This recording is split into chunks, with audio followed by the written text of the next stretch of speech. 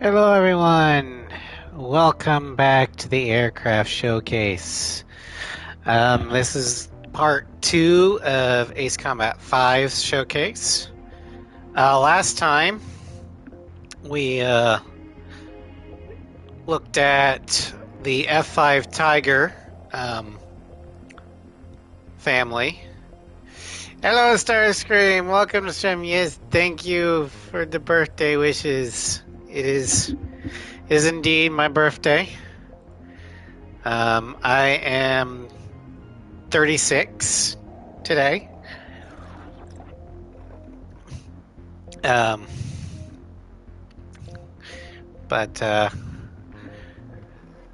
I'm happy to share it with you guys today.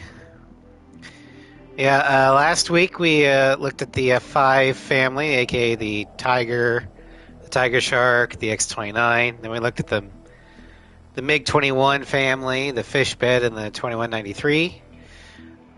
Then we ended off with the F4 families, the Phantom, the Wild Weasel, and then the Super Phantom. Hello, Cross. Thank you for birthday wishes. Yeah, today I'm going to try and get through the Intruders, the A6 and the EA6, the F-16s, the Hornets, and then the French Mirages. But yeah, this is going to be stream 1 of today. Stream 2 will be this evening because it's my birthday. But let us begin. Excuse me. With we're going to head to Powder Keg.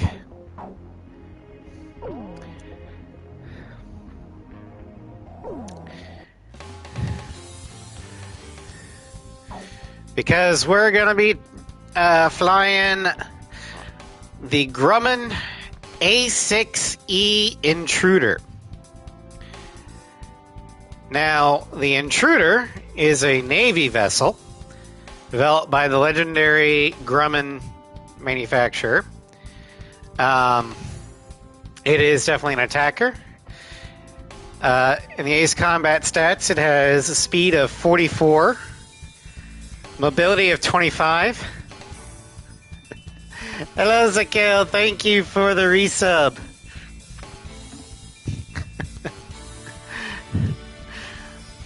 And you've been 16-month streak. Thank you. But I stream on lunch break. You have a late lunch. It's almost 3 p.m. for me. Said you must get sub ever done because the Twitch app doesn't have a Prime subs. Oh, well, on my thing it says Prime, so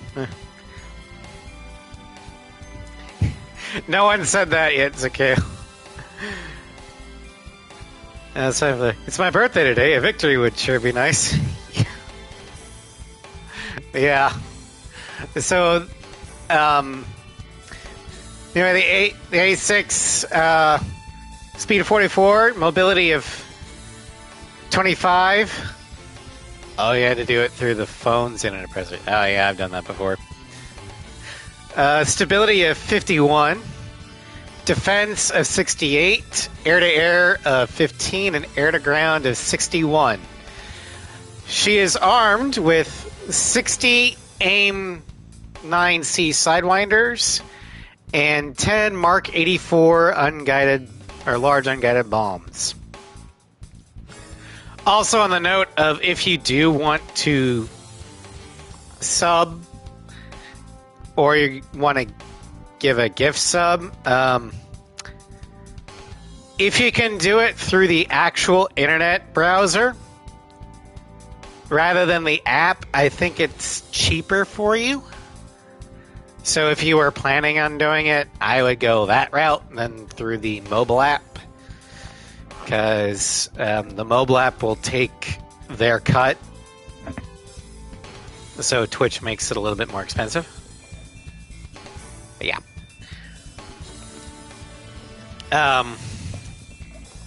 But the back to the Intruder. The Intruder was manufactured from 1962 to 1982. She was introduced to the U.S. Navy in 1963. I've said it was $7. So yeah. Her first flight was April 19th, 1960. And she retired from the Marine Corps in April of 1993. And from the Navy on February 28th, 1997.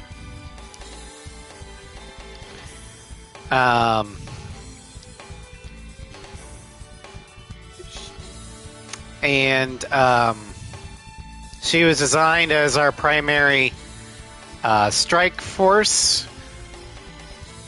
Really, the only users was the United States Navy and the Marine Corps. So, only Americans were able to fly this beauty. Yeah, let's go ahead and blow up some Yuktobanian ammo dumps. Which plane am I going up in, Captain? Notable operations, the A6, do you know? Yes. The A6 Intruder, specifically two of them from the USS Enterprise, were instrumental in taking out Iran's two most advanced frigates at the time during Operation Praying Mantis. Captain, which plane should I use? Launching with this formation, then? Yeah, I love the Intruder. It's such a goofy design, but it has the armor and redundant systems to bring their pilots back home. And she was a very capable anti-ship and ground support aircraft.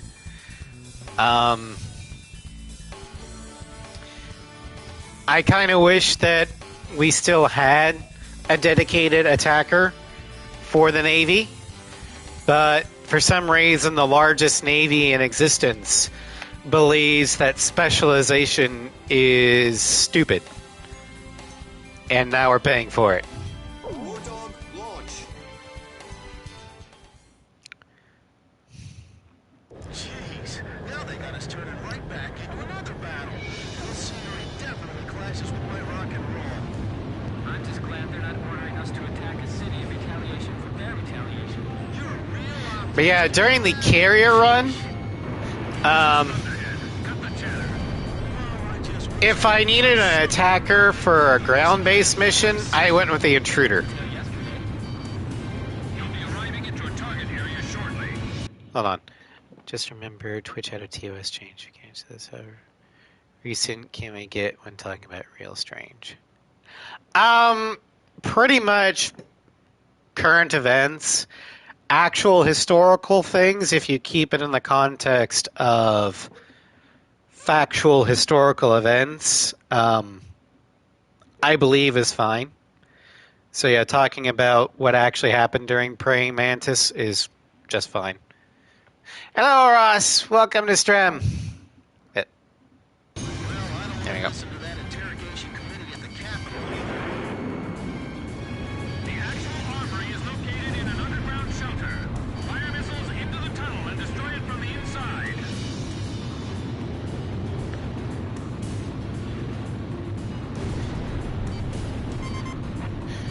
Kid, it has to be straight on or your missiles won't make it inside. Understand? Nope. Okay, well, basically, that hole is... I'm just gonna drop a giant bomb on him.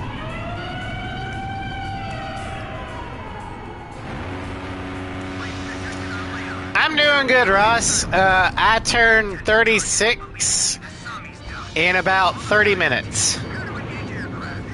It's when in doubt, bomb, always.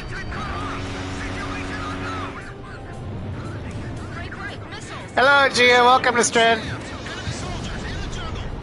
Thank you for the birthday wishes, Ross. Our search radar is clean. We can't see the launchers. Thank you for birthday wishes, Gio. The transport facility is under attack. Shack on the target. Yeah, I wish the A6 was featured in more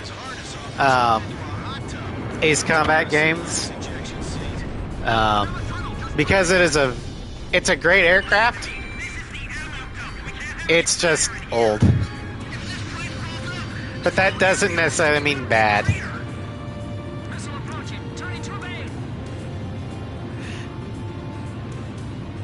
I already had a great day already. Mama Raz for lunch took me out to get American food. And by that I mean Italian. And I love me Italian. I can't see the enemy. Please do not scare me.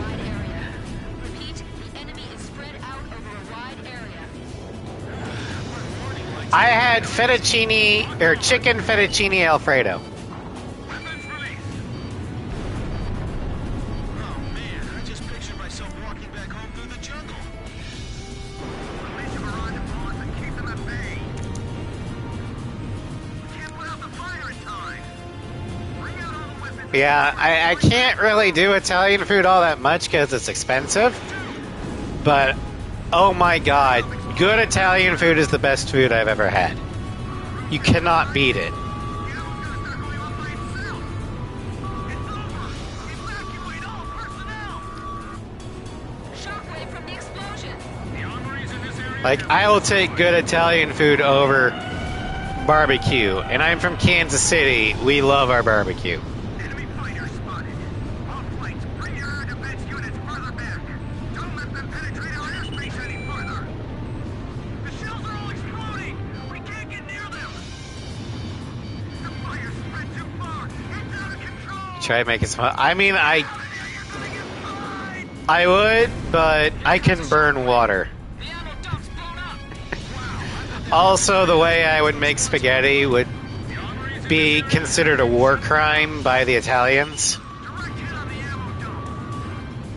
Missile alert. Behind us. It's an AA missile. Can you tell where it was fired from? Not at all, Chopper. Be careful at low altitude. Everything is fixed. I know, I just... Tunnel 3 is in flames! Here they come again, stubborn little bastards. Radar lock. Alright, this is it for you. Damn it, the radar I guess I just don't have the patience to deal with it. Fox 2! I don't know what I like more, this or dogfighting. Or maybe the question is which one I hate more. It's always which one you hate more. This is the thickest barrage I've ever seen. Well, no wonder the enemy's serious about protecting this place. It's a key strategic point. Damn it, an enemy missile hit! Fire just feels thick all around me. Fox 2. Missile hit.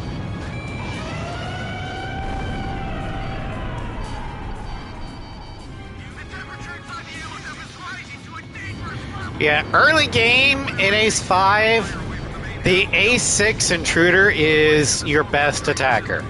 I mean, you could go with the F4G Wild Weasel, but one of the best anti-ground weapons in this game are the unguided bombs, the large versions, because they have a very large splash radius, and they're pretty accurate. That's a kill. And the A6 is the first aircraft that gets them. So definitely grab the A6 if you have a chance. Now, later on in the game, would you still be using it? Probably not, but... Nah, I'm good. That's our captain. You're built a lot tougher than I am. Of course. God damn it! Enemy approaching the ammo dump. This is pathetic. For sure if this keeps up. The situation is not looking good here. fucking miss!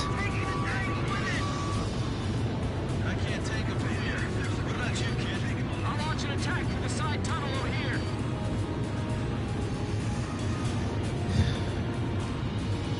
Have I mentioned... Because Ace coming. I know, right? It's like, have I mentioned that I hate the homing on this game before? Because I hate the homing on this game. More than once. Yeah. I think the only homing that I hate more than Ace 5s is Ace X's. Target hit. What was that? That was a huge explosion. Have we silenced the enemy yet? At least in Ace X, I can use the Sniper OS and just wreck with that. There's a river over there. Go the other way. Yeah, I have F59 for Steam. I had to revert back to the original pre-patch version because it broke my game. Like, not just with the mods, but in general.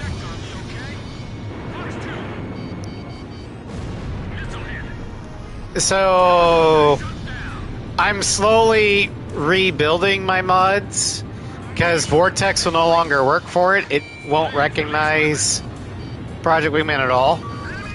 So I'm having to manually add them in, and that's hit or miss.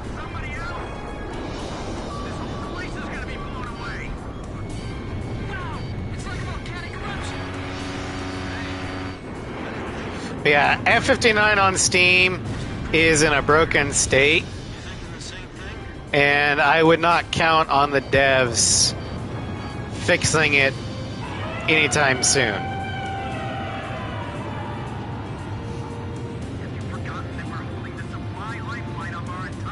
Yeah, I just bought the DLC. I didn't think it would auto-install.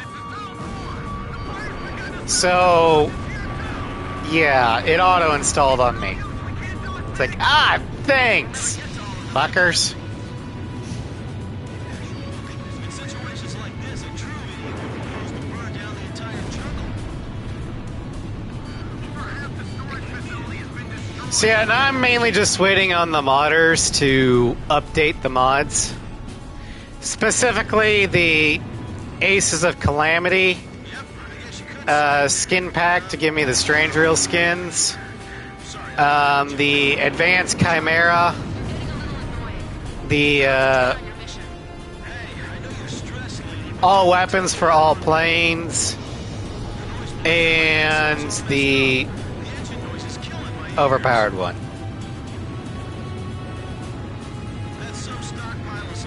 Yeah, if you guys really want me to stream Frontline 59 again, I can. I've got it on the PS5. I'm more than willing to do that.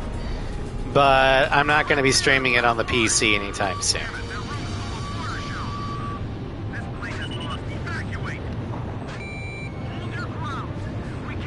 Yeah, I'd probably end up doing would be streaming a campaign, a full campaign of Project Wingman, and then after Cold War, I would switch over to F59, play that, and then relapse back to Mission 12 of the normal campaign and go from there. You gotta say that with a little more feeling. At least we get to go home again today, right? Well, mainly what was the problem, Zakale, with F59 on the PC was mainly two missions. One, on mission 2, it soft locks if you kill things too fast, but they don't tell you how fast is too fast. The devs just said don't kill things as much or as fast. Okay, great. That doesn't really help. Second, in the tunnel mission, the lighting and gamma balancing sucks. So people have been having to alter their gamma and brightness levels mid-mission and then revert it back to normal on the following mission because it's too bright otherwise.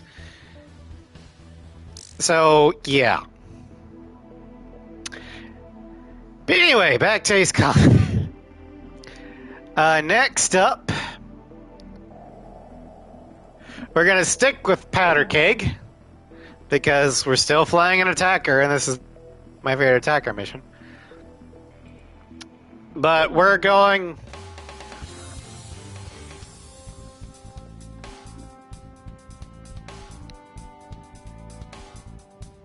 Yeah, the tunnel should be obviously dark, but not pitch black. And what a lot of people are having problems with was it being close to pitch black.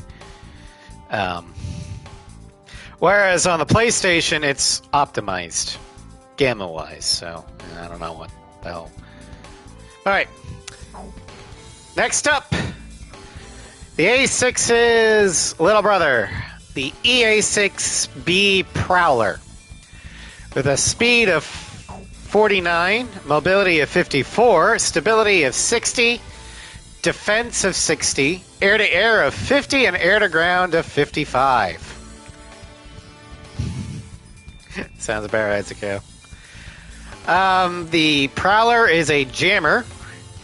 It is armed with 66 AIM-9C Sidewinders and 5 charges of the AOQ-99 jamming pod. So, the Prowler was also developed by Grumman and later on the merged Northrop Grumman. It is currently retired, and the users were the United States Navy and Marine Corps. There are 170 built.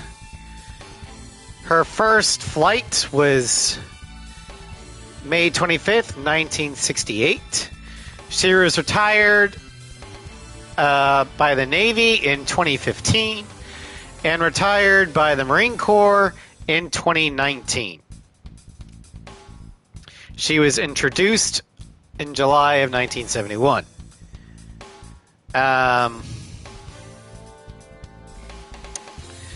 Her other operators... there were no other operators. It was solely American. But as for performance in Ace 5, the Prowler is a little bit faster and more nimble than her intruder counterpart. But she's not as tanky. She's better in the air, but not as good on the ground. The main thing about her is that she is the first jammer type aircraft. And the best time to use a jammer is when you're getting attacked or locked on, then you hit the jammer. But the problem with jammer aircraft in Ace Combat is that takes up your special weapon. And thank you, Sovereign, for the birthday wishes. Welcome to stream. Glad y'all are here. Yeah, up until Ace 7 with the IEWS, where it also boosted your own missiles, there wasn't really a point to using jammers unless you were doing a guns only run, in which case you use the jammers as a, oh shit, because the jammers don't count against you. But otherwise, or if you're doing no damage runs, then having a jammer would be worth it. But otherwise, not really that great. Yeah, it's basically countermeasures. Sounds great. Thank you for the 3 stream streak, Sovereign. Maybe by the end of the night it'll be a 4 stream. Alright. We're gonna go with Rubber Ducky here. Please choose my plane. All the rest of them just get the standard OC in gray. Should I use? It doesn't break. Up in this formation? Yeah. War Dog, launch. Yeah, we're sticking with Powder Keg just because the jammers work well here. I'm just glad they're not ordering And I can already feel the retaliation. more nimbleness of the Prowler. Also, for air-to-air, the gun and the Prowler is aimed directly at your forward position instead of angled down, because this is not an attacker. The actual armory is located in an underground shelter. Fire missiles into the tunnel and destroy it from the inside.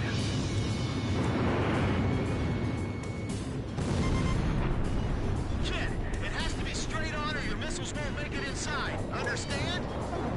Yeah, I get it. The approach slope will be very severe, so don't get it wrong. It's Now, a unique thing about Ace 5 is that you can give jammers to your wingmen, and if you tell them they can use special weapons, if you get locked onto, there's a chance that they'll deploy their own jammer to cover you, Edge engaging.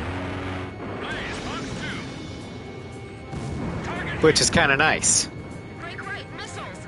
They're shoulder-launched SAMs, enemy soldiers in the jungle. Not showing up on my radar. Fucking homing. Our search radar is clean. We can't see the launchers. Man, you're useless. I can't. There we go. The jet lag's getting to me. We're still only halfway there, but I'd like to start worrying about how we're gonna get back.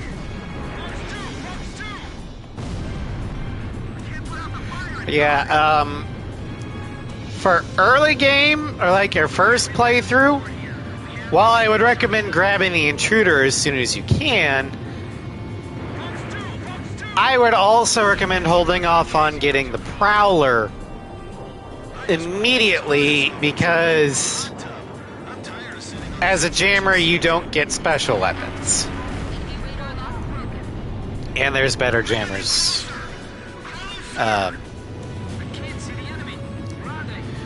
But, I mean, it's a fun plane to fly. I never complain about my missions, okay?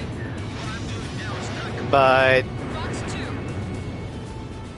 2. there's... It's more of a prestige plane in the game than anything. Did you notify all nearby units? Across the river. Proceeding with attack. This is a perfect hiding place. Locked on. Fox 2. It's setting off explosions elsewhere. Room temperature rising. The ammo's gonna start going up by itself. So you convince somebody to get A7 because of the constant glazing. But you forgot to tell them to get a fucking controller.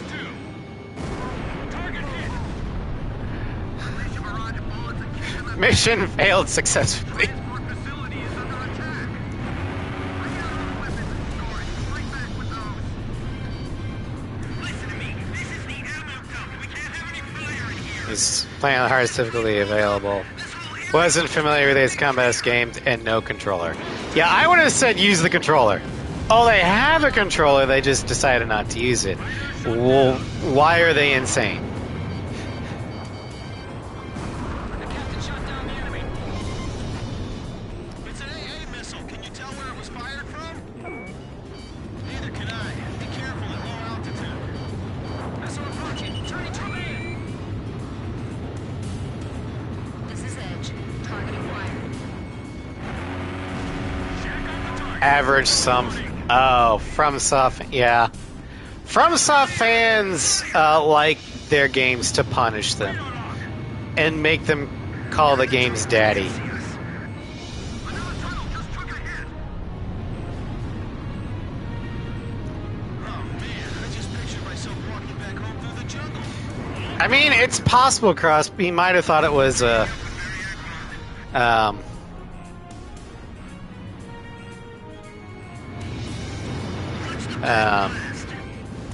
The shells are all exploding. We can't get near them. oh, you made it a point to tell people how batshit insane. Okay, fine. At least he wasn't thinking it was like DCS or something. It's like, why can I carry 100 missiles? It's because that way you don't have to constantly go back to base and reload after every 2 seconds.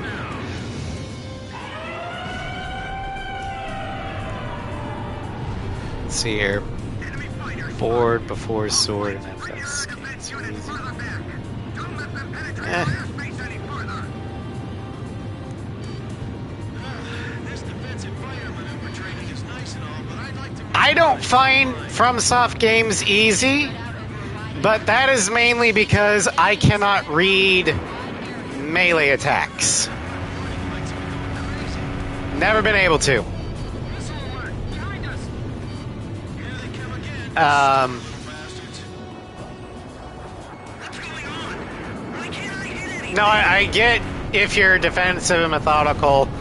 FromSoft games are actually relatively easy once you get the rhythm down. That is exactly why I find them hard, because I can't read the rhythm. And there's really no ranged option in those games. It's going to delay our advance. Damn it, the radar. And I am not the type of gamer that will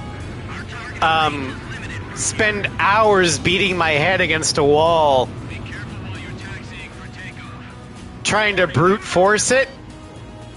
This whole place is a tinderbox. Look how well it burns. So I'm just like, yeah, fuck it.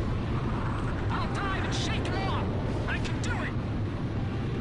The enemy's confused. We should keep... Yeah, I know about Armored Core.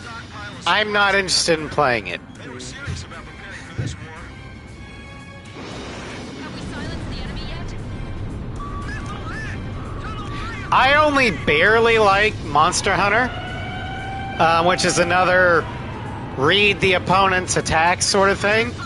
And the only reason why I'm okay with playing it with friends is the bow actually does a lot of damage. The bow is a very viable option.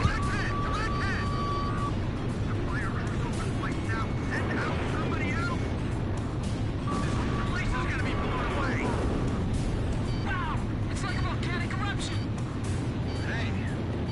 Oh, you sold Ace Combat on its music. That's a very good choice. Thinking the same thing?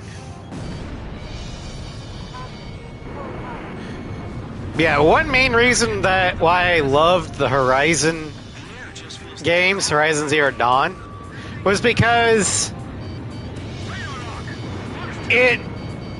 it's primarily ranged combat. Yeah, you get melee, but the main focus is dealing damage from range because you're fighting giant machines that will, completely body you in melee. As would naturally happen.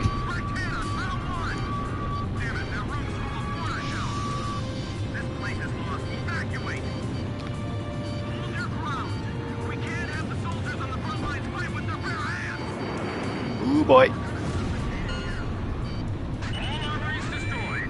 Mission complete. Return to base. well, it's over. All right, and there's the jammer. Let's go home.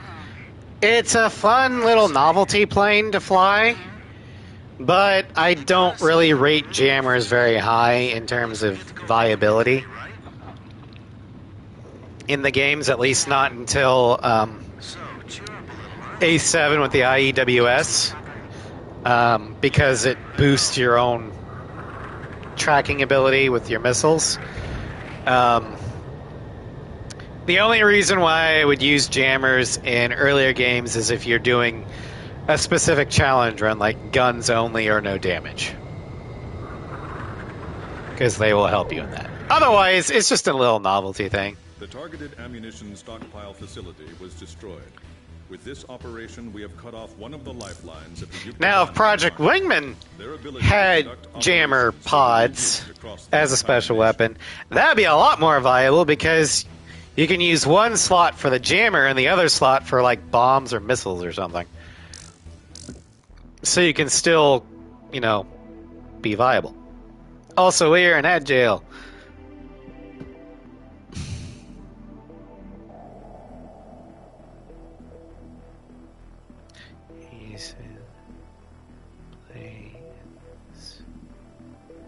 Reminds me why I left that form regarding his comment. Yeah, I'll ask you about that once you get out of ad jail. Because I'm not entirely sure what you meant by that. Yeah. So Prowler's done. Next, we're going to Chain Reaction. Which is, I love Chain Reaction as a mission. Might have issues, maybe. But we're moving on to the next plane. The one that beat out the Tiger Shark, the General Dynamics F-16C Fighting Falcon. This is a fighter.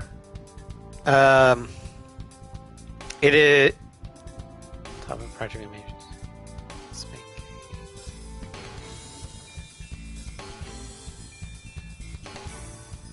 I did not, Zakale. Because I didn't really pay that much attention. But also, now that we're back from ad jail, Ross, what did you mean by saying hearing you play this, or hearing you play and this reminds me why I left that form regarding Ace Combat? I'm not entirely sure. Like, Jammers, Ace 5...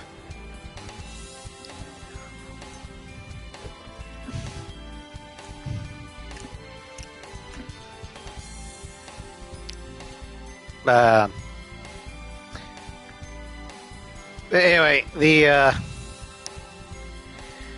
Fighting Falcon has a speed of 73, mobility of 44, so decent, stability of 46, defense of 46, air-to-air of 30, and air-to-ground of 55.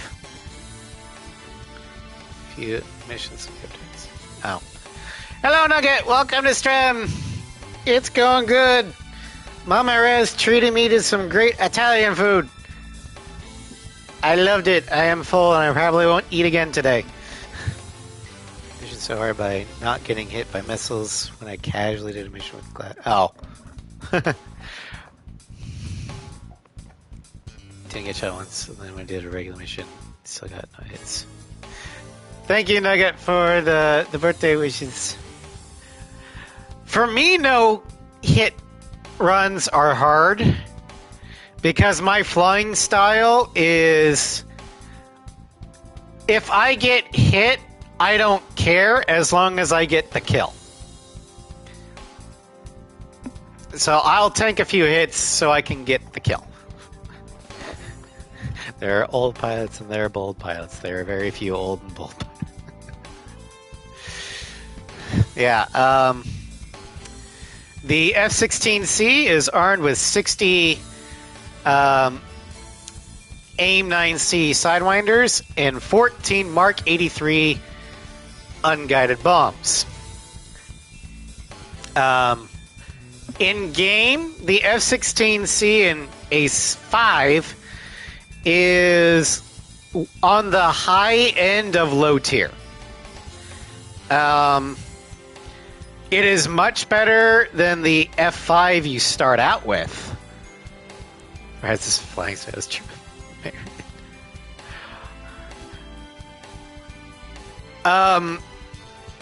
Ross, this is my autistic savantness showing. I go really hard into aircraft and military aircraft. So I researched the hell out of everything about it. I am fascinated by the aircraft, its armament. So when I started playing Ace Combat, I knew them because I researched them. The thing that kind of awoke my autistic savantness towards military aviation was Top Gun, the original Top Gun. What's the favorite, Nugget? Some Zach Hazard gun.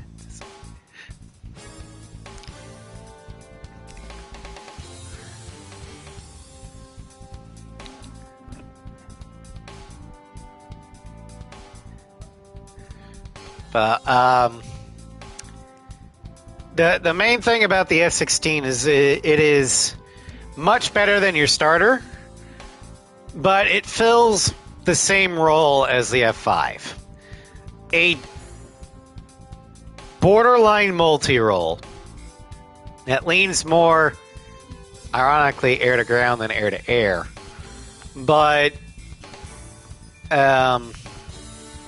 it's meant to be a cheap replacement for the F-5, so you can start racking up kills to get better versions and better aircraft later on the line. But have a little bit more endurance and staying power than the Tiger.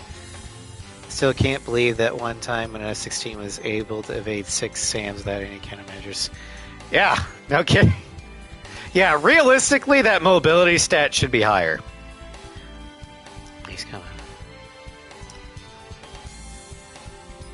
But anyway, the Fighting Falcon was built by General Dynamics. It has another name by the Viper, but it is officially named the Fighting Falcon. So I know a lot of you call it the Viper.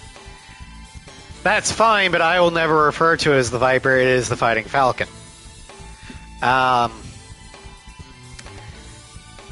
It can ask for weapons used by different aircraft used in Ace Combat. It's for one of them. Sure. I would love to do that. Yeah, I figured on Discord, but yeah, I love talking about aviation things and stuff. You have no idea how long I was looking forward to the aircraft showcase because I can share my aircraftisms with you. Yeah, so the F-16 was developed and manufactured by General Dynamics from 1974 to 1983. Then it was bought out by Lockheed in 1993 to 1995, and currently it's Lockheed Martin. She was manufactured from 1973 to 2017, and then production resumed in 2019 to the present. Her first flight was January 20th, 1974. But that was an unplanned flight. Her first actual official flight was February 2nd of that same year. But she was introduced into service August 17th, 1978. She was part of the Lightweight Fighter Program, or the FX program, and she beat out the F-20 Tiger Shark. Her operators... Yep.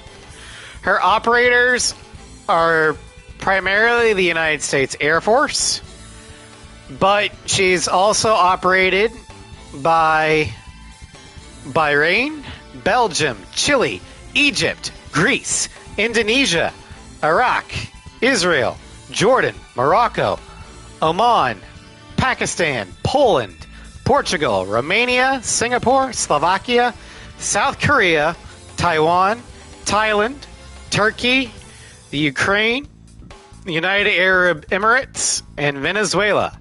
Former operators include Denmark, Italy, the Netherlands, and Norway. Those have probably been replaced by the Gripen. And future operators are Argentina and Bulgaria. It's easier to list who doesn't fly the F-16 these days. The F-16 is currently the most widely produced and exported aircraft in the West. It might even be that in the world. I don't know. But I'm pretty sure the F-16 has overtaken the F-4 in that regard. Although the 35 is also a popular choice to anybody who can afford it. The advantage that the 16 has over the 35 is it is cheaper. But yeah. We're gonna go and take off. Captain, which plane should I use? Are we launching in this formation? War Dog, launch. Yeah, the current day F-16 fills a role that I like to call, it's the small workhorse. We use the F-16 for a variety of different missions that aren't really big enough to warrant, say, the F-35 or even the Strike Eagle. So we send in the F-16. The F-16 is also used primarily for home defense. You'll see a lot of National Guard or Air National Guard bases in the U.S. be staffed by F-16s, more commonly than Eagles or Raptors. Because, yeah, small is all you need.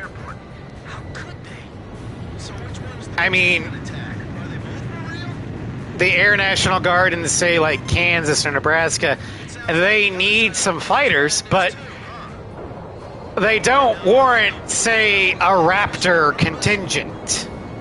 Because who the hell is going to make it in as far as the Great Plains?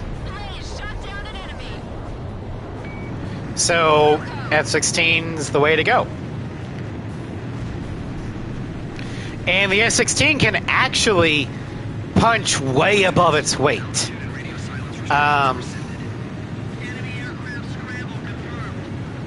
It is extremely versatile in its avionics, in the amount of in the type of weapons it can use, and most importantly, in the amount it can carry. It can carry way above its weight. So the F-16, proportionally, I think can carry more weight or more payload than, say, the Hornet or the Lightning can. Not the Eagle. The Eagle can carry a shit ton. But when an F-16 can proportionally carry more than the mainline multi-role of the Navy, yeah, and cost a lot less, it's a bargain.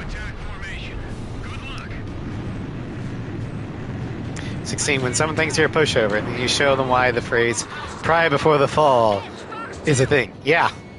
Also, I know a lot of people have mixed opinions about the 8th Combat Series putting the F-16 as the starter aircraft, but it makes sense.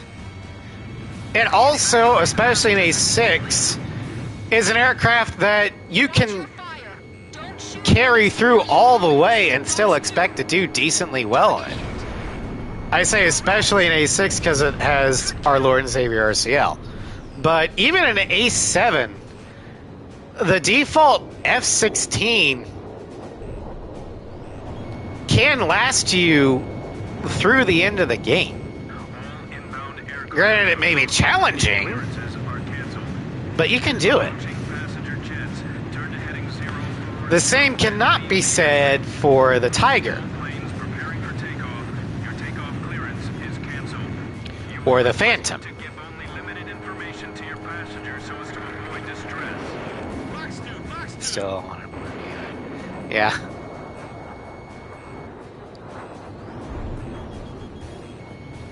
This is Flight 417. What's the emergency? Please explain the situation. One of those planes approaching at high speed. Although Ace 5 does not give the Falcon that much Please clarify. Over. the way of staying power because you're still only capped at 60 missiles. Down below? On the ground? This is airport control tower. But I like to use the 16 Runway. for the early, what I like to call multi-role missions, where there's a decent spattering of Airports at this time. air-to-air and air-to-ground targets. Transport planes. They're firing. It's the enemy. Um, Enemy forces inside. Mission 11 is fantastic for it. Whitebird Part 2 is another one, because it can dogfight relatively well, but it also has bombs to take care of the ground targets. How did they sneak in here? Never mind. Just destroy the tanks and transport planes. Don't let them cause any more damage here. Look at that transport's wreckage. Did they have helicopters inside that thing too? It looks like we were tricked. Yeah, Obviously just a diversion. I knew about it. All units, commence attack. Target must be completely destroyed. Give it all you've got. When we passed over the airport just a moment ago, everything was fine. Kid, Nope. you notice something? Yeah, C5s being parked in a civilian aircraft or airport. That doesn't happen. Please stay calm and evacuate the area. Calm down, please, calm down. Damn it, nobody's listening. All right, Russ. Chopper to kid. See you when you get back. Protect this airport facility, right? This is Chopper. Roger that. I get people not wanting the F-16 to be the starter plane, but at a time like A6 and 7, what else would be flying with F-18s like Gollum? I mean, maybe you could use the F-14. The F-14 is a little too specialized to be a starter. A starter should be, maybe not a multi-role, but it should have decent air-to-ground capabilities. The Tomcat does not. This is OWA Flight 783. We're running out of fuel, too. The Falcon still has the feel of a starter aircraft. Getting shot at. The Tomcat Civilian airport. is a little big. Then again, It doesn't feel like a starter. same thing to them. We're in their territory. So this is their retaliation. Starter aircraft, Be so stupid. We got word that I mean, Special Forces there's a classic F5. That definitely feels like a starter. Damn those dirty The, That's what it is. And where did all these fighters come from? I mean, the F4 nowadays would be considered a starter, but I still think it is more better as a low-tier Mission and they know fighter bomber they must really hate us. Or else or strike craft. Chopper assessments chooses. Well, yeah, he's got hippie clairvoyance. Oh yeah, the F5 would definitely be outdated. However, We can't lose any time here. We have to. the F5 is still used by the Navy as an aggressor, so it's not entirely out of place. enemy attacks getting fierce. But yeah, I think Protect the airport facility. it would definitely be Do something about a little outdated for a starter. All right, Ross. there are some idiots in I wish you well in real life. this. Things. Thank you for coming. Need to be a professional adult. Oh yeah, that sucks. But yeah, thank you for joining us, and and good luck with adulting. Do something like this. Blaze, what lies at the root of this attack is hatred itself. Parents, please stay with your children. Please follow see here. All ground targets are done. That's good. Another starter aircraft Extremely dangerous. Passengers are stampeding for the that would work There's too many of them. Split every if you want a non-American one. people. I can't control The MiG-21 would work as a starter. Attack. I can see fire. But again, it's aging, so... F-104 could be, but again, it's aging. So it'd kind of be out of place. But mechanically speaking, it would work.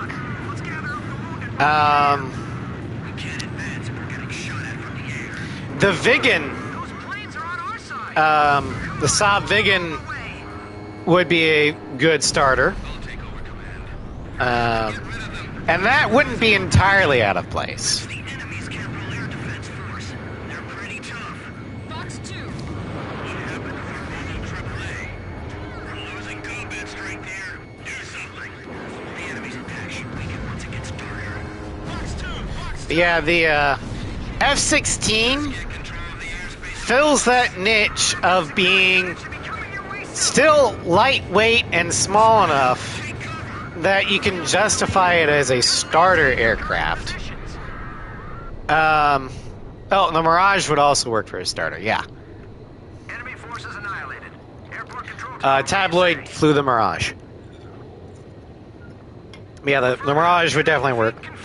But the 16 fills that niche perfectly as it's modern enough that it would fit in a more modern Ace Combat game. Operation complete.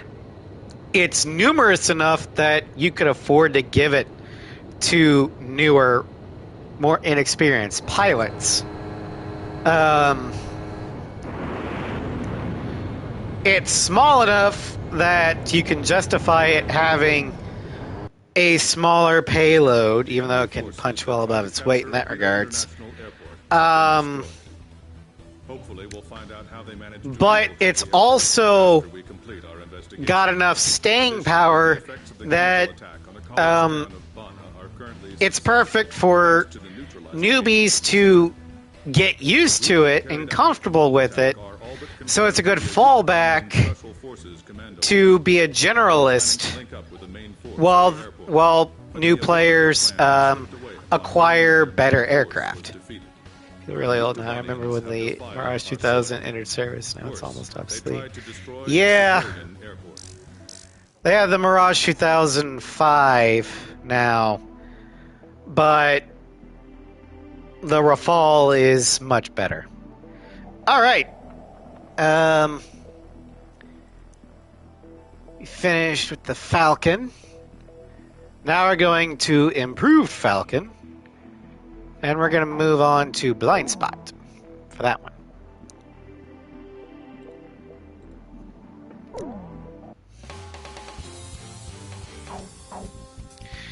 All right, so the F-16C Block 60. The Block 60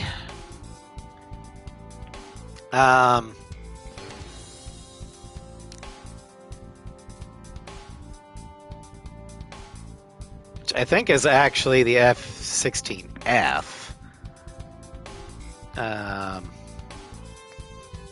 Or whatever. Oh, new F-16 block. Yeah. The F-16E and F-16F are the newer F-16 Block 60.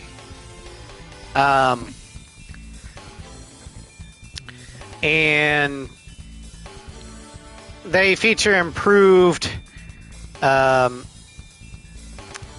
electronically scanned radar array, infrared search and track avionics. They have conformal fuel tanks and a more powerful engine.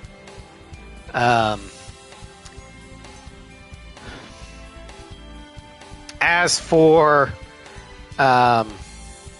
Ace Combat wise, speed is the same, but mobility and stability has been drastically increased. We go from mid 40s to 65 and 60 respectively. We're still more or less a glass cannon, with defense being a just a little bit improved to 49. But our air-to-air is now a 76, which means we are a full-on fighter. Air-to-ground is a 40. We are armed with 68 AIM 9 Sidewinder Cs and 12 AIM 120C AMRAAMs for the XMAAs. This is probably going to be the second advanced fighter you'll probably get access to. The first one being the Tiger Shark or the MiG-2193. But this will probably be your first with access to the XMAAs. But this is, game-wise speaking, this is, I would say, your first low mid-tier fighter that has good staying power. It's also the first one you have access to that can take on multiple targets effectively. And I would recommend getting the Block 60 as quickly as possible. Now, in real life, the F-16E and F, which is what the Block 60s are, they primarily are not used by the USAF. Granted, the USAF does use the E and F, but not as much as the C. The primary user and investor for the Block 60/E was actually the United Arab Emirates. Which is why in Assault Horizon, one of the alternate skins for the F-16F is UAE livery, and it's even got UAE roundels. Yeah. Before we take off, though, I'm going to have to take a quick break. I will be right back as quick as I can, but nature calls. I'll be right back.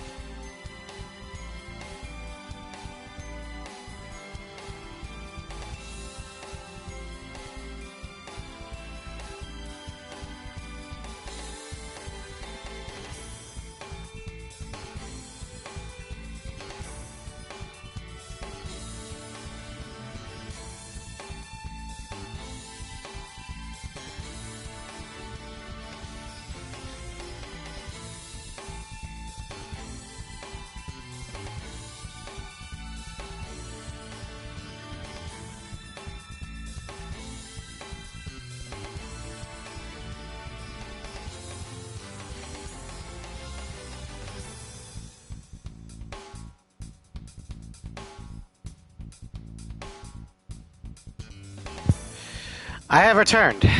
Sorry about that. I got a little bit of the rumbly tumbly today. So, it might happen again. Hey, kid, did you take a listen to that song? He'll hydrate. You didn't listen to it? Back of the Coin is a masterpiece. Roger. So we're free to use our own judgment to engage then, right? Edge. Oh, ad break. Lovely. Oops. Chopper, engaging. Due to current circumstances, we have been forced to set foot on Euctomania with weapons. However, our true enemy here is the Euctomanian military. Oh, this is so much better than the Charlie Falcon. I can definitely feel the difference in the performance. Planes? You think every enemy plane in the area is up and flying? Well, let's ask him. Hey, how many planes you got there? Man, this is making Yep. me cry. Report from the elevate, picking up something on radar. There's way too many signatures on radar. Kid, Nagase, how about you guys? My radar is showing There it strange is. results as well. There's the AWACS. Hey, you don't think... Does the enemy have a tally on us yet? Aha! I think I figured it out. Well, do share your keen insights, will you please? What's up? First Lieutenant Chopper, jammer aircraft. So it's a trick? How could this be? Our new jamming devices are supposed to be perfect. Okay, I feel better now. Go search the map once you figure out the trick behind it. Yeah, They've got to be somewhere the close. Block 60 is one of the Jamming confusion. Repeat. first The enemy's jamming confusion. planes that you can get that has decent staying power Several. with 12 AMRAMs and 68 Sidewinders. We wish to work Um, harmoniously with the you can actually this operation. deal quite a bit of damage with it. Instructed our soldiers to follow this wish to the letter. And you get, like I said, you get access to it relatively early in the campaign. So, and it's not that difficult to rack up Down the enemy jammer aircraft. the kill gauge with the F-16. Fox 3. Fox 3. So getting this is relatively easy. It's also not that expensive. That's a mountain range. So you can afford to get multiple for Missile hit. your squaddies. This is our sky. Don't let them barge in here. They're all retreating together like one big happy family. Damn, this is the biggest... Yeah, I really like the Block 60. The only thing I don't like about it is the conformal wing tanks. But it's not that big of an issue for me. Now, it just means now we're on equal footing. So it's a little visual trick. Well, too bad. I'm not into special effects. Gotta wonder what else they've got up their sleeves. Therefore, I ask you, citizens of Euctomania, do not fear us, but rather join us in Hey, you think it's gonna be that easy? Hell I don't no. think so either.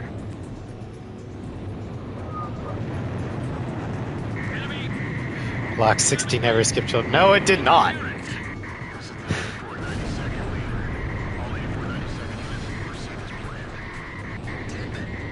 Even the radios. Kid. Heads up. Kid. That's a big... Sure, why not? Jam! CCM! Restore communication link! The Ocean planes are firing on a school packed with civilians. They're at the No, we're not. college. Whoever's violating orders, cease fire immediately. What idiot's doing that? Attention! Units operating in sector Charlie Omega. Attacks on civilians are forbidden. That's right near us. Hell, that's where we're supposed to be operating. You see those Oh, shit. Almost crashed there. Like that either. Are you sure? Multiple casualties! Get an ambulance over here fast! Damn it, you bastards. F-16 be like, what are you? I'm you, but better. No! Leave me alone, Thunder Blockhead. Weren't you watching from up there? Don't break formation. Your primary mission is to escort the transports. So we're just gonna watch them die? That's what I hate about war. No matter who starts it, it always comes to this. All our chambers were shot down! Damn, our cover's totally blown! Overrun Squadron. Split and engage the enemy fighters. Molnia Squadron, stay close and continue your escort mission. Don't worry, it's just one more thing we have to take care of is all. Blaze, Fox 2. Missile hit. Enemy plane shot down. Radar lock. Fox 2. The captain shot one down. Alright.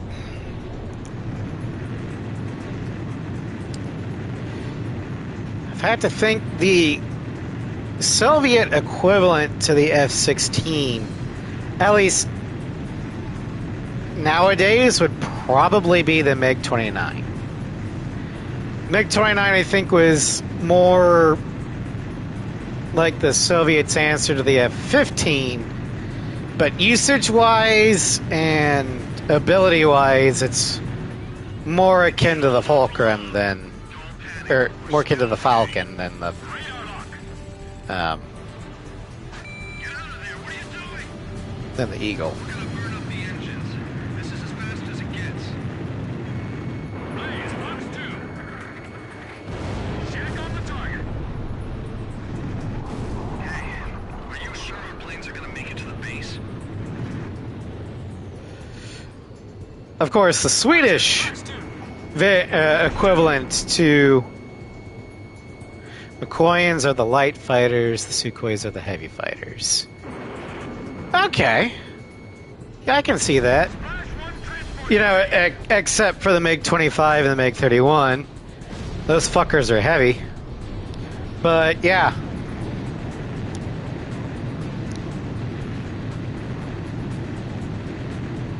But I'd say the Swedish version of the F-16 would be the Gripen. Yeah, that's true. The Foxbat and the Foxhound are specialized interceptors. But the Saab Gripen definitely feels like an F-16 style aircraft. A small, lightweight aircraft that can carry payloads way beyond what it probably should. Nice kill. Last plane confirmed shot down. All enemy In fact, I think the Gripen is actually the closest analog to the F-16 that is a non-American plane. Because basically most non-aligned countries are like, okay, so do we get the Gripen or do we get the Falcon?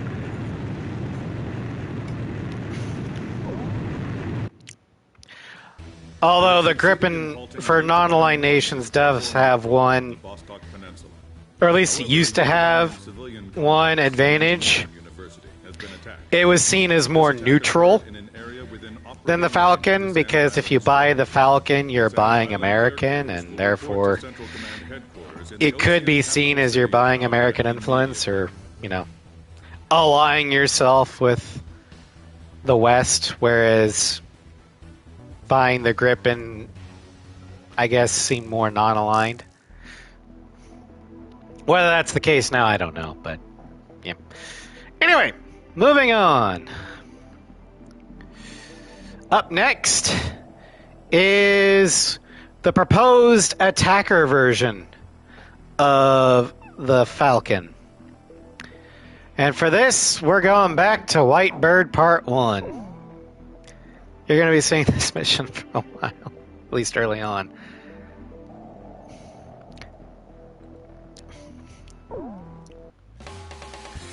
But we have the F-16XL Strike Falcon. The F-16XL is an attacker. It has a speed of 66, so it's slower than its standard counterpart. But it is fast for an attacker.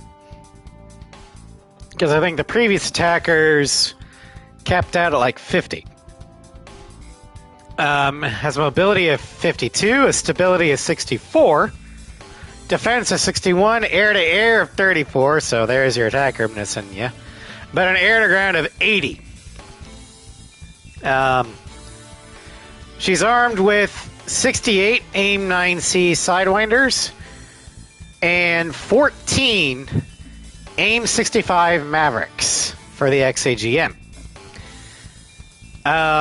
As for the role in Ace Combat, this is what I consider to be like a nimble attacker for missions that are primarily anti-ground, but do have some anti-air qualities in it, so you may not want a slow lumbering bruiser. And an A6, it would fill the attacker run only runs as, well, if this was an A6, but it would be the fighter version of the attacker.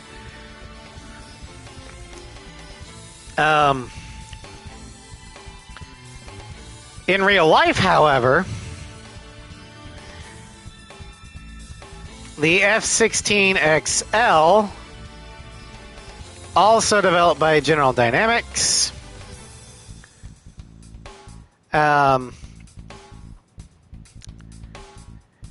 it entered the USAF's Enhanced Tactical Fighter competition in 1981, which was basically designed to make strike versions of, or basically a strike fighter.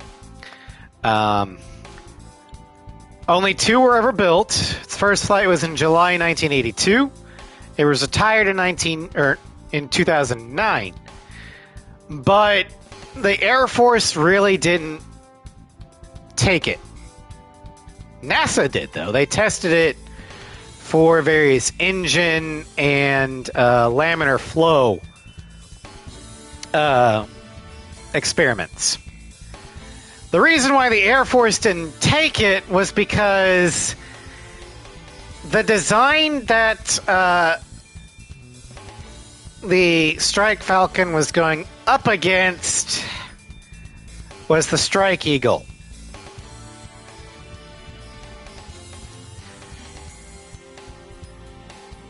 And you see why it lost. The Strike Eagle was basically the fighter-bomber variant of the most successful air design ever conceived. The only other better one being the Raptor. But unfortunately for the Raptor, it's never had a chance to prove it. Because everyone's too terrified to fight it. But it, like I mentioned earlier, it did see life as part of the NASA Ames Dryden Flight Research Facility. It was supposed to be used or tested for supersonic laminar flow. And it was chosen for this because of its canked arrow wing and high-speed, high-altitude capabilities. So NASA's like, you don't want it, we'll take it. Yeah.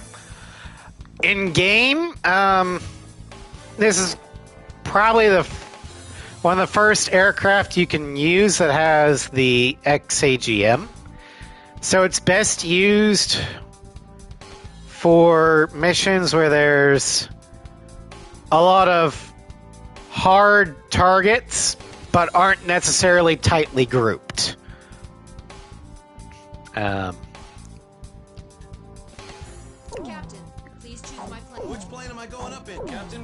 should I... Are we launching in this formation? If they're tightly grouped, just use a bomb. War dog, launch. But other than that, then yeah, the XAGM is better. 10 minutes to launch. Because it will kill a tank in one shot, but Remember this space center well. if there's a... It has no splash damage, so if there's a tight group of 4 tanks, it's still going to use 4 missiles. Whereas you'd only need 1 bomb. But if there's a bunch of tanks that are relatively spread out, the XAGM is better because 4 missiles will still kill them all, whereas you would need 4 bombs. Is the first step toward the realization of the space station project. Now it's left its orbit and is just low enough to graze the atmosphere. Raptor is built with the benchmark to beat the... Yeah, that's exactly right. The Raptor was the only American aircraft built to beat another American aircraft. And that's because nothing could beat the Eagle. So the Air Force is like, build me something that can beat that. And for anyone that says that the Raptor isn't all that's cracked up to be because it's lost to to war games, well, consider this. The most capitalistic, military-industrialist complex nation on the planet has forbidden, by law, the sale of this aircraft to anyone other than the United States Air Force. We are that terrified of it falling into other people's hands because we don't even think we can beat it. What? They're actually planning to invade Osea?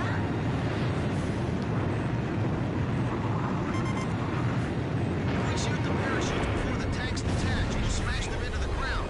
You with me? Sure, why not? I guess we Sounds don't like have fun. any other choice. I can't believe that's our strategy.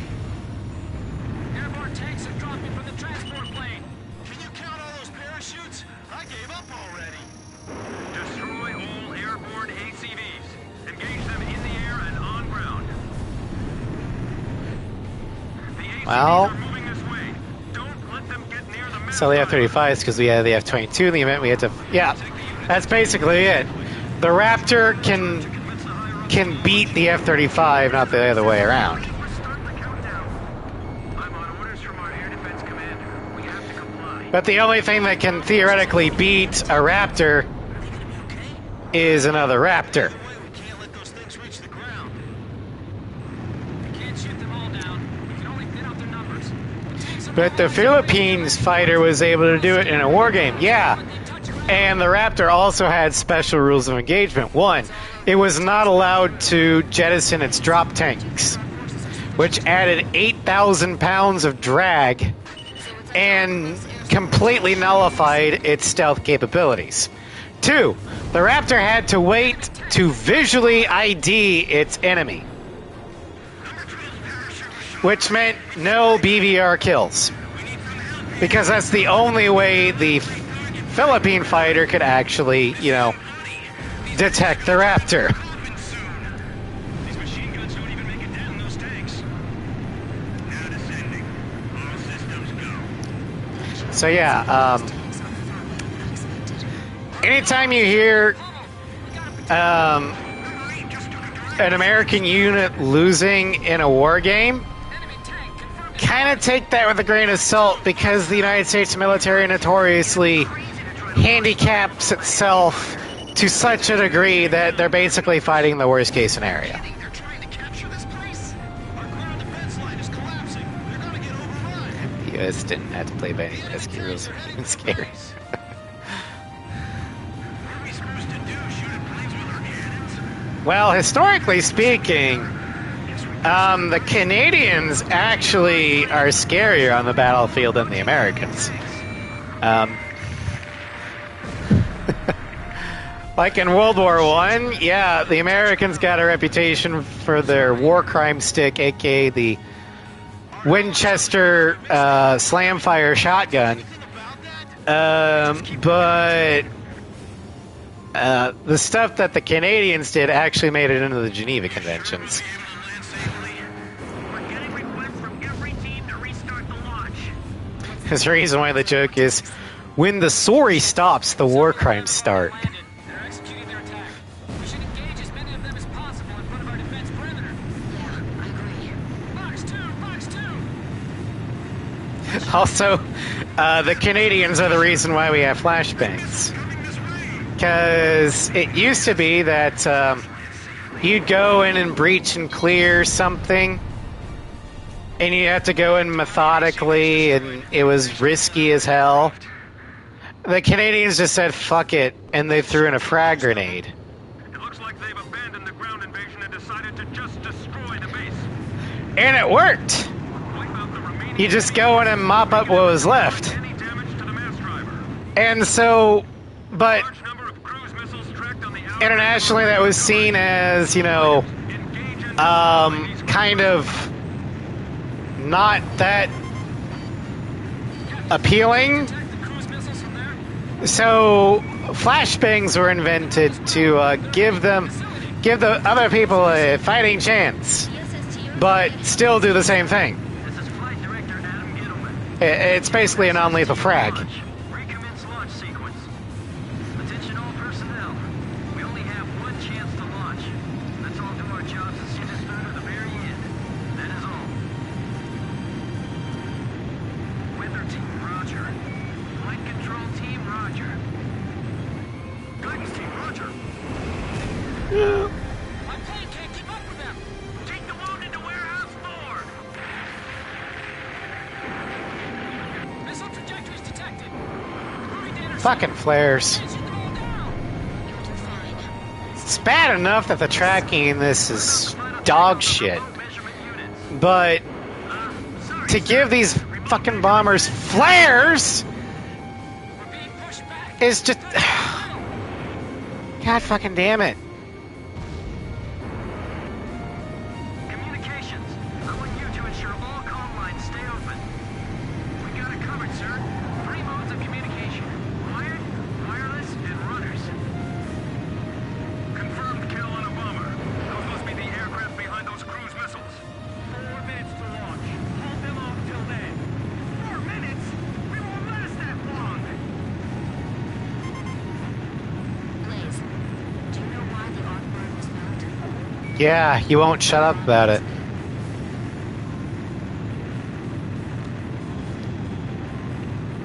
Box 2! Box 2! Guidance team reporting. Our launch window will close in a few minutes. Have faith in our fighter pilots. Don't rush your final checks.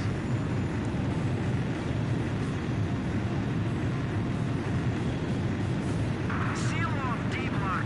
Nobody's left in there, right?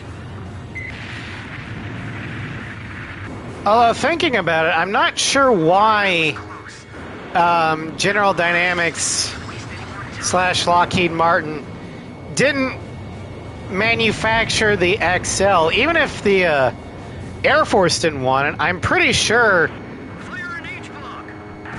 other countries that love the F-16, they'd probably love a fighter bomber version of the F-16 as a cheaper alternative to the Strike Eagle. 3 minutes. 3 minutes to go. So I'm not sure why they didn't do that.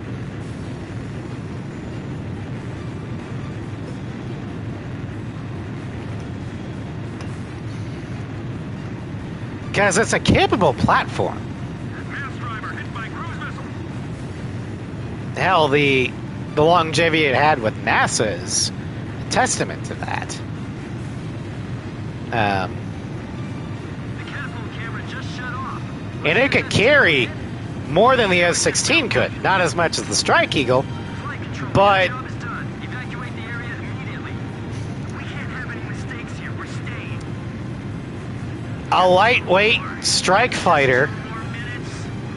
that can carry more than the F-16, cheaper than the Strike Eagle and the Hornet, why wouldn't you want it? I mean, I get why the Air Force didn't want it because, I mean, they can afford the Strike Eagle. Guidance, navigation, flight control, telemetry, communications, flight dynamics.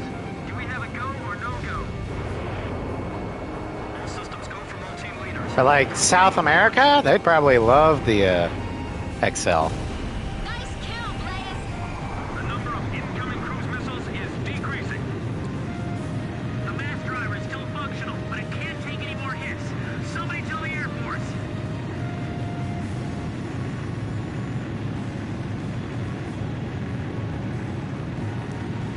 One minute left. Have a safe trip. One more bomber. Damn it. Is this it for us? You're fine. Air Force will get us through this. I know they will. So don't give up. Killing the missile spawn points. No spawn points, no missiles. If the tide of battle doesn't change soon, we're in deep trouble.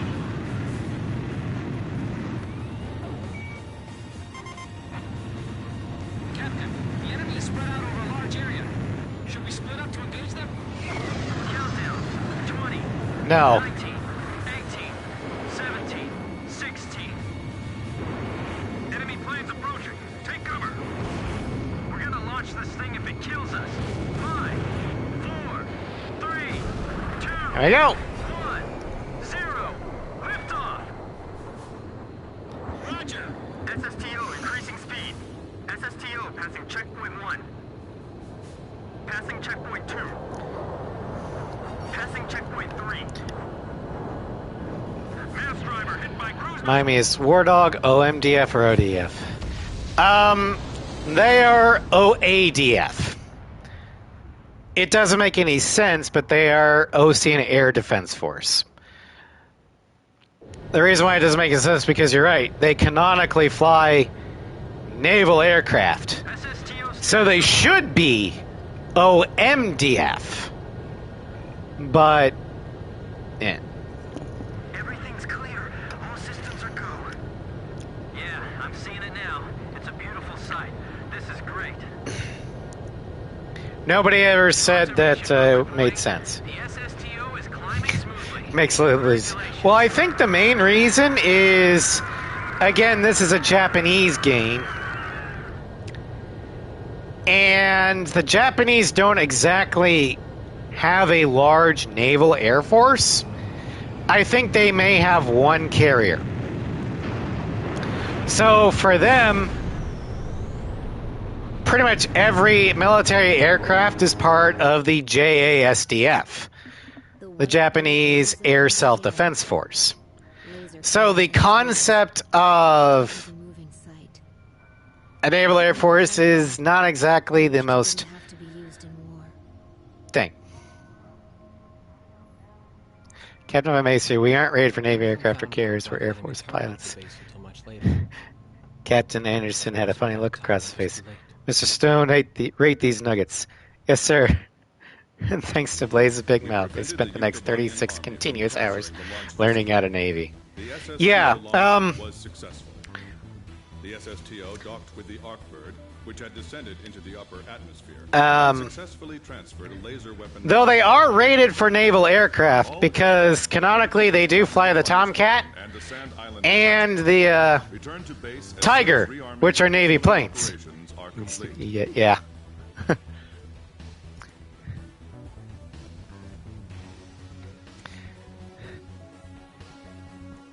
Yeah, the United States has always had a separate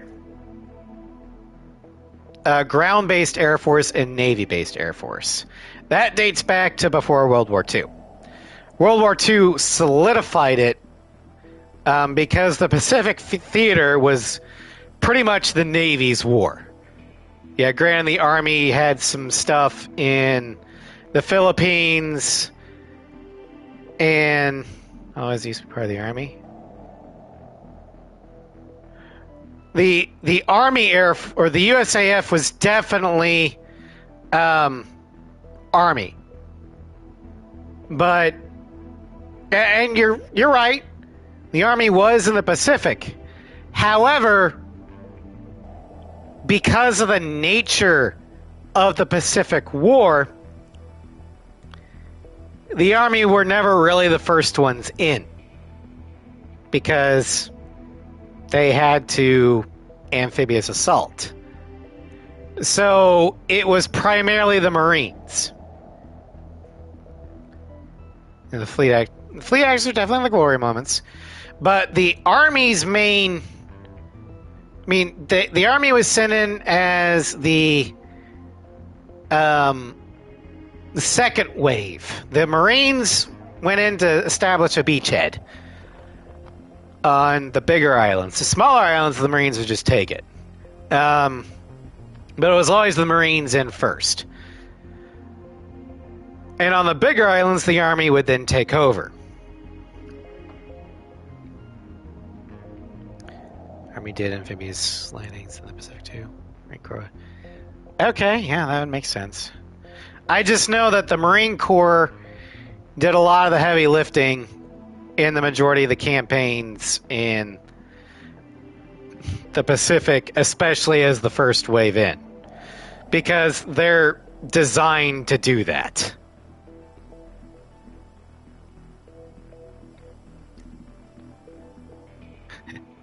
This is true, the 77th ID, the old bastards. Yep. The only Army division that the Marines actually accepted as one of their own. But the ground-based aircraft were under the control of the Army. Up until the 50s. That's when they decided to make the U.S. Air Force an actual branch.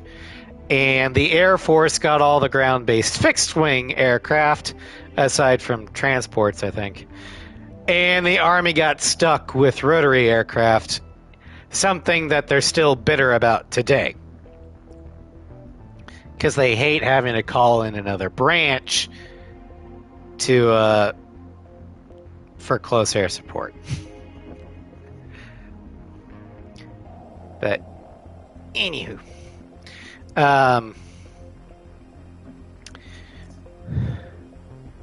just literally let them to die before sleep. Yeah, for like decades now, the Air Force has been trying to retire the A-10 Warthog for the F-35 or something because they want more multi-role strike craft. But the Army is like, fuck no, give them to us if you don't want them. Because the A-10 in uncontested airspaces is better for time on target than the F-35 is. Largely because the A-10 can carry more. The F-35, due to the fact that it's stealth, has to carry everything within its internal base. The A-10 does not have that problem.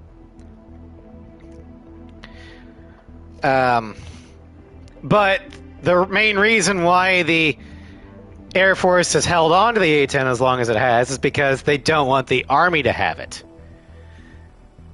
Despite the fact that they don't want to be in the business of close air support anymore, fixed-wing aircraft belong in the Air Force, not the Army. But given inter-service rivalries, I'm pretty sure that the Army would rather call upon the Navy for close air support than the Air Force because the Navy actually would give a damn. Anyway.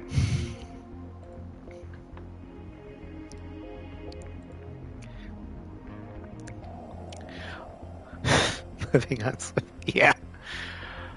We're going on to Mission 7. Our first naval mission. Frontline. Because we're going to be using our first dedicated anti-ship aircraft. The Mitsubishi F2A Viper Zero. This is technically the slowest of the Falcon family in this game. In real life, it is faster than the Falcon, but whatever. Mobility of 55, stability of 70, which is actually true. The F-16 is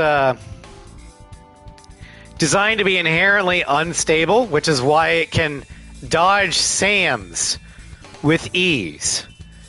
But due to the larger wing area of the F-2, it is inherently more stable.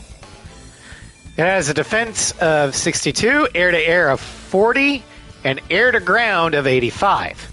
She is armed with 72, not Sidewinders, though. She's armed instead with the homegrown Mitsubishi AAM-3, which is basically Japan's version of the Sidewinder. But we get 72 of those and 12. Let me pull that up. 12 Type 80 ASMs for the anti-ship missile, which is the Japanese version of the Harpoon. Behold, the F-16 in Japanese. Yeah, the Japanese, or the Mitsubishi F-2, is basically a licensed redesign of the F-16. It is a completely different aircraft from the ground up. It just shares the same basic flight plan. The manufacturer is Mitsubishi Heavy Industries in partnership with Lockheed Martin.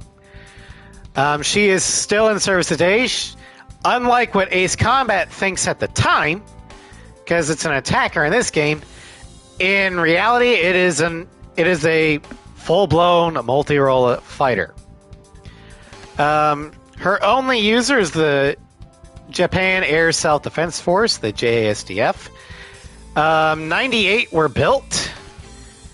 She was manufactured from 1995 to 2011.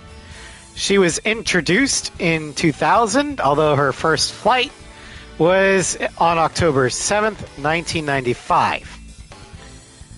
Obviously, she was developed from the General Dynamics F-16. Her official name is the Viper Zero, a reference to the F-16 unofficial nickname of the Viper and the official name of Mitsubishi's most famous aircraft, the A6M0. Viper Zero.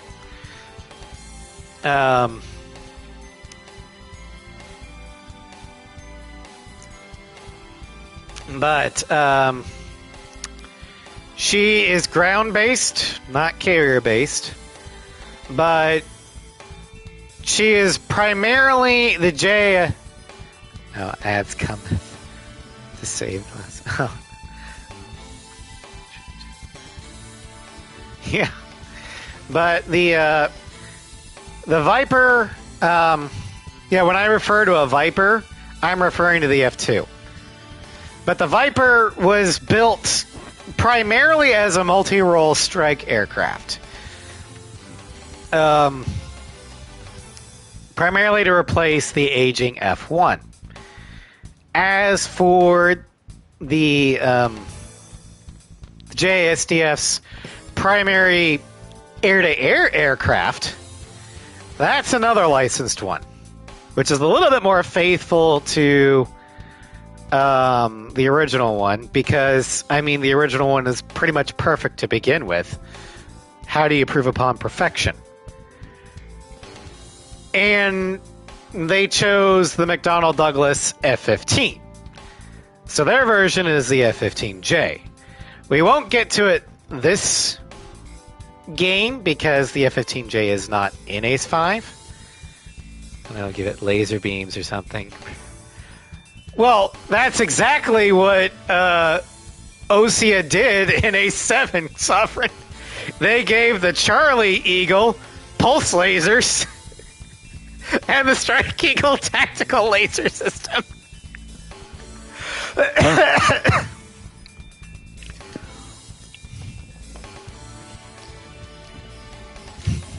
But yeah,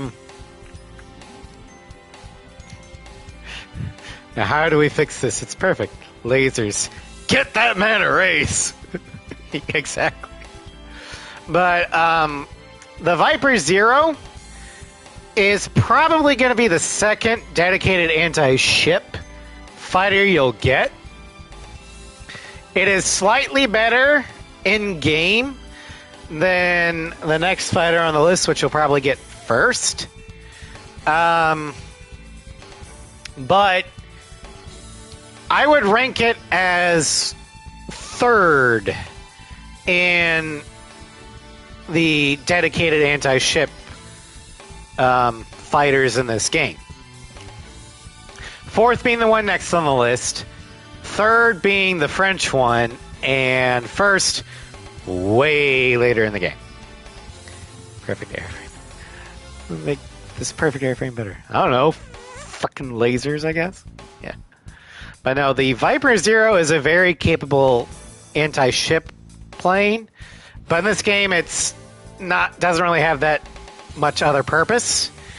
And by the time you get this aircraft, you should already have access to either the Rafale or the F-35, and both of those are better than the Viper. So Captain, please choose. this is more of a prestige aircraft. Which plane should I use? We're launching with this formation then? Wardog, launch. Although the JSDF livery is great. I love it. This is AWACS Thunderhead. All units, listen carefully. Ah, I missed that sweet voice. Say, you get that from your mama's side of the family? Cut the chatter. First enemy wave, bearing 280 degrees. You are cleared to engage on sight. Yeah, if you look, the wings are bigger on the F2 than they are on the F-16. Well, yeah, sure. They got their hands I didn't on pay just attention. planes in the air. Do you all ever get scared, Captain? No, I'd like to be the same way, but it's just impossible in a situation because I know that I can infinitely respawn. Assault squadron. You, however, To the amphibious force. you only live once because you're an NPC. Enemy amphibious force intercepted at the coastline. Oh, great. Here we go. Blaze, Fox 2. Enemy ships are firing towards Sand And then you hear Chopper over the radio going, "Psst, helicopters. kid, Down before they reach stop breaking the fourth wall." So, hey, if the enemy wins here, then what happens to us? Damn, this ain't looking good. the coastline is under heavy enemy attack. I know. All units, this is Colonel Perot at base command. Do everything in your power to Yeah, I would rate the F2 Viper Zero in this game a solid mid-tier aircraft. She's got staying power to last through bigger fights, but she doesn't exactly have the defenses for it. Although she is very much specialized for anti-ship. Screw it up, all right?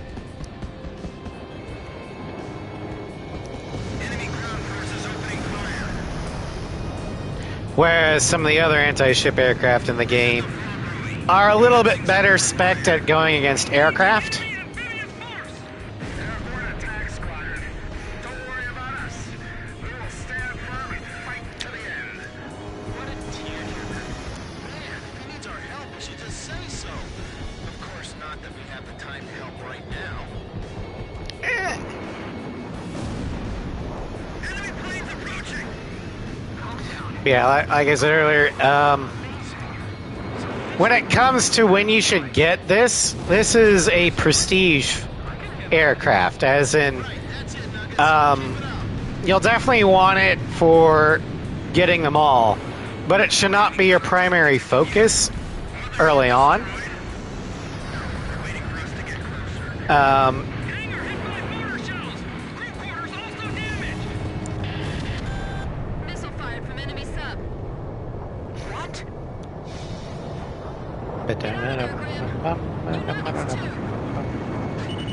Climb, come on! You hear me, Nuggets? You have to climb!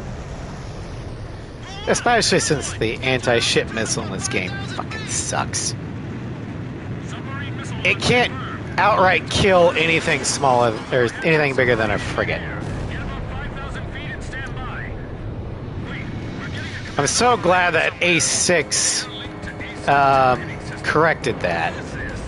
Because in A6 and afterwards, anti-ship missiles could reliably one-shot 90% of the ships. Aside from, you know, the big capital ships, like carriers and battleships. 4, 3, 2, 1. The sky just lit up. Holy shit! Did you see that? What was that? Did you see that, kid? Yeah, it was like 2 feet from my wing. Missile destroyed by a laser beam fired from orbit altitude. It's the Arcbird. We've got the Arcbird. All units, continue engaging the enemy. The missile's all disappeared. Warning, banger track incoming, engagement heavily advised. That big bird's got good aim. Stay sharp. This is the anti-sub patrol plane, Blue Hound. Submarine detected by sonar plane. Sound pattern analysis produces a match with the syntaxing. Captain, do you think the Arcbird can really avoid hitting us? Maybe? But it's accurate enough to shoot down a missile. It nearly shot me down, Grim. Within range of that thing. Thunderhead, this is Blue Hound. Detected sounds from syntaxing indicating imminent missile launch. Arcbird, we'll send the data over as soon as we detect the missile. We're counting on you. So now what? We don't have anything. Yeah, the main problem I have with the F2 is because the game considers it an attacker, its lower air-to-air score means it can't lock on to aircraft from as far away as multi-rolls can. Arcbird, firing laser. Missile destroyed. We did it. That was a frickin' laser beam. I'm gonna make it. I'm gonna get out of this alive. Oh, you sweet summer child, you ain't getting out of this battle alive. That thing. Don't panic. We haven't lost yet. No, not yet. But there's no point in delaying the inevitable. Something like that. Alright, here we go. Number 5. There's too many. Come on, Arcbird, use your lasers. Time to climb. You're gonna get killed. Climb, kids. Go, go, go. Come on, Nuggets, climb. Move it. Follow the flight leads.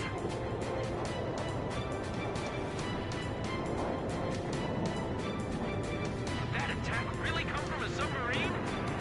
Missile vaporized in midair. They're coming. They're still coming.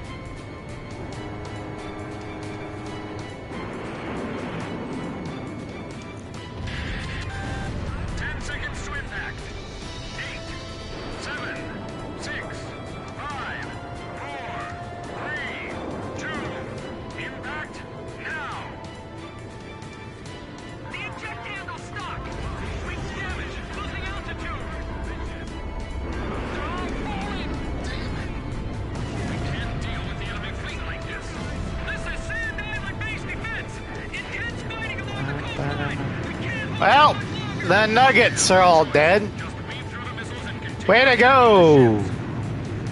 McDix, not McDixie, Peralt. Blue Hound, this is Arcbird. Fat bastard. Data link. Stand by. We're dropping the new southern buoy. All remaining squadrons, rejoin into attack formation. The remaining enemy forces are regaining their momentum. Blue Hound, this is Arcbird. Roses are red, Is that violets are southern buoy blue. data I'm link? excited for Wells to play. No, I have not played the beta, Mel. Roger. But welcome to Strem. What are you gonna do? Countdown to firing. Now, I'll probably get Wilds just so I can play with y'all, but I'm not as big into Monster Hunter as you and Ray are. Mainly because of the grind. That grind is... Or at least the grind for World was... Oh my god. But I'm glad you enjoyed it.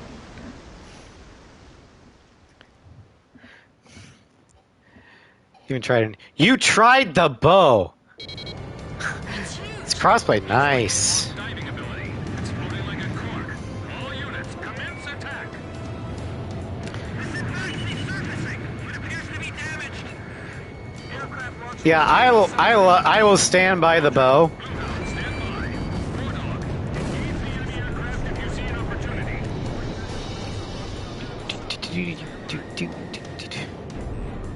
Because the bow allows you to have mobility, reliable DPS, This really is like Steel Rain. We gotta end this soon or we'll be in trouble. and you can stay at range. So people like me who can't read melee attacks, 10 seconds to impact. oh, you can carry multiple weapons. So I can main the bow and have like the sword and board Impact.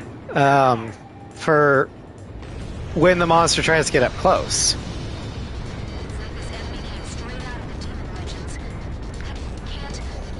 It can't be.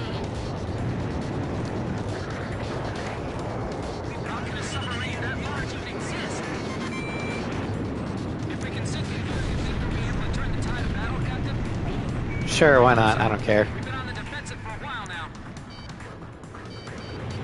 Takes time to call your mount. Oh, you get a mount. Okay.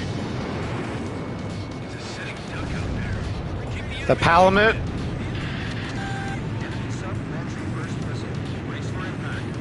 Because I think that was a thing from Rise. So that bird's got its eyes on us from outer space. We'll continue with the attack. 10 seconds to impact. 8, 7, 6, 5, 4, A secret. Oh, feather wrapped. Ooh, nice. Approaching the vessel. Watch out for anti-aircraft fire.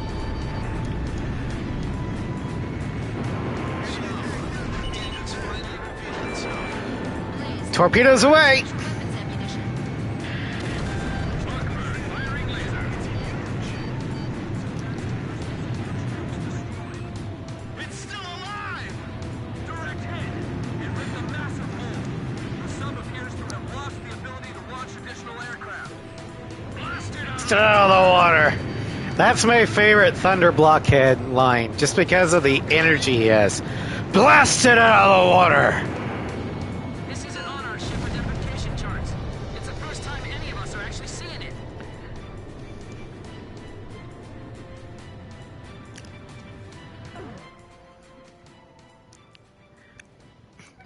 So it has its own inventory space and your handler. His name is... Oh, the handler actually gets a name this time. Huh. Interesting.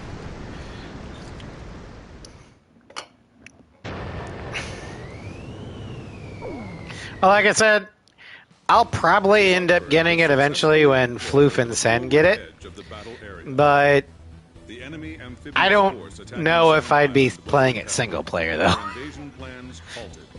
The underwater carrier Sinfaxi, Almost lethal actually enemy enduring. threat, That's a was good engaged thing, and destroyed 'cause by the superior firepower. the world handler Having is lost the support of the annoying. Sinfaxi, the remaining Yuktobanian forces.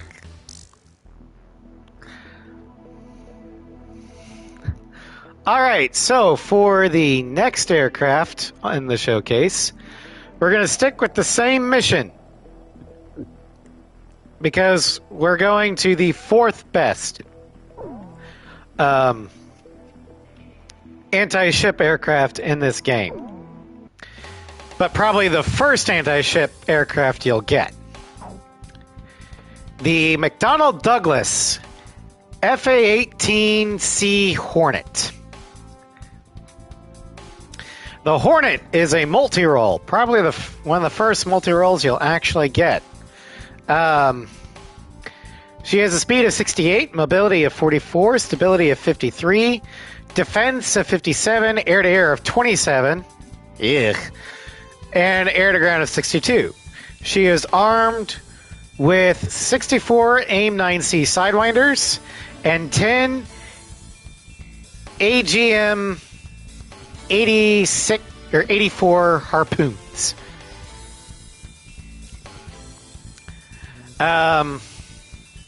Or beloved, by beloved. Other than the eagle, of course, yeah. In regards to the game, the Hornet is the first, what I would call mid-tier fighter you get. It is definitely on the low end. That air-to-air score of 27 hurts. But all of its other stats are average to near above average.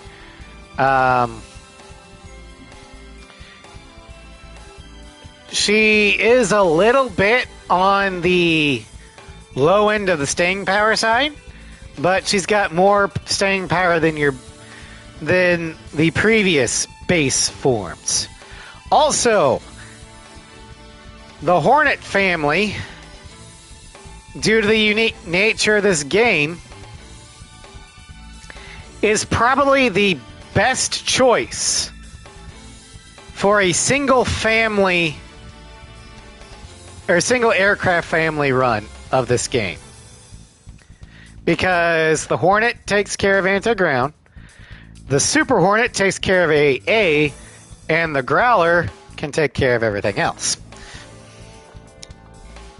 But in real life, the FA-18 Hornet was developed by McDonnell Douglas, and it is the final form of the Northrop F5 Tiger design lineage. You can see it, especially in the engines, as well as the nose. The Hornet was designed as a multi-role. She is manufactured by McDonnell Douglas in partnership with Northrop from 1974 to 1994. And then Boeing bought McDonnell Douglas out in 1997, and it continued development of the Legacy Hornet through 2000. Let's also not forget the prototype of the Hornet, the YF-17 Cobra. Yeah, that is a thing, which is Northrop. That is why I said that McDonnell Douglas manufactured the Hornet in partnership with Northrop. Should get the Tiger name, just say. Yeah, you're a little biased about that. Just a little bit, Mel. Don't know why, but the Hornet was designed as the Navy's multi-role aircraft. She's been manufactured from 1974 to 2000. Her introduction for the Marines was January 7th, 1983. She was introduced to the Navy in July 1984. She was developed from the YF-17 Cobra. Primary variants are the McDonnell Douglas CF-18 Hornet, which is Canada's version, and the High Alpha Research Vehicle, or the HARV, which is used primarily by NASA.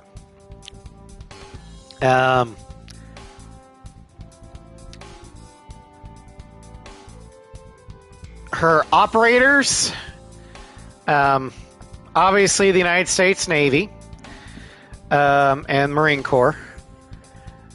The Royal Canadian Air Force used the CF-18, although they call it the Rhino.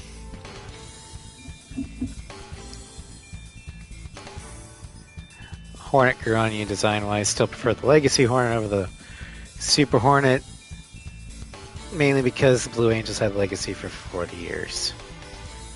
Well, the main difference between the Legacy and the Super Hornet is wing size, but mainly it's these intakes and the engines. The intakes here are more rectangular. There's also conformal fuel tanks. I prefer the Super Hornet to the Legacy Hornet, but to each their own. Although, for the longest time, Ace Combat did the Hornet dirty. Mel's asking, why would you say I'm biased? I don't know, maybe it's the fact that you're a Tigre. But that can't be it. The Finns have used the Hornet. The Legacy's just a unique roar. That's why. Okay. Kuwait has used the Hornet. Malaysia, Spain, Switzerland, former operators, Australia, the USMC, the USN, because the Legacy Hornet has been retired. But yeah. And the Blue Angels. But,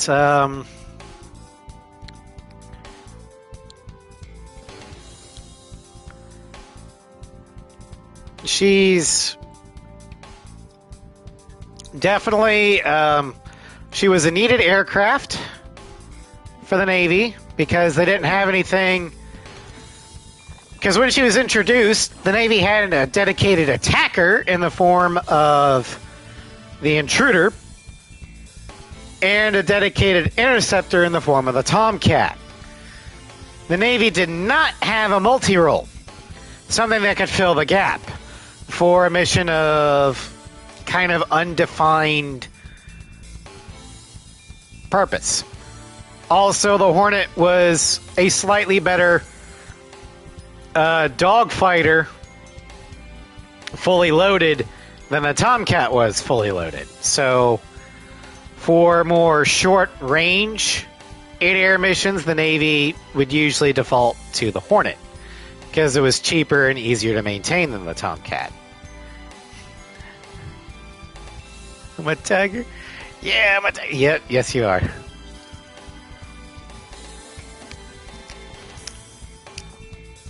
But when we get to the Super Hornet, I'll get more into why I think the Navy's relying too much on the Super Hornet. Savage Blue Angels me doing it. No, I don't. I'm sure I've seen him, but no, I don't remember much. I have bad memory.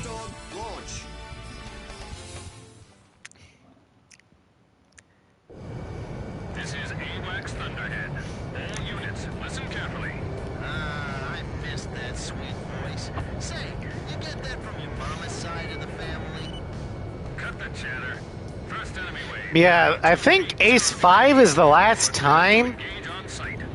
No, 0 is the last time you actually used the Legacy Hornet. After that, it's the Super Hornet. Oh yeah, I'll get to that cross with the next plane, but yeah.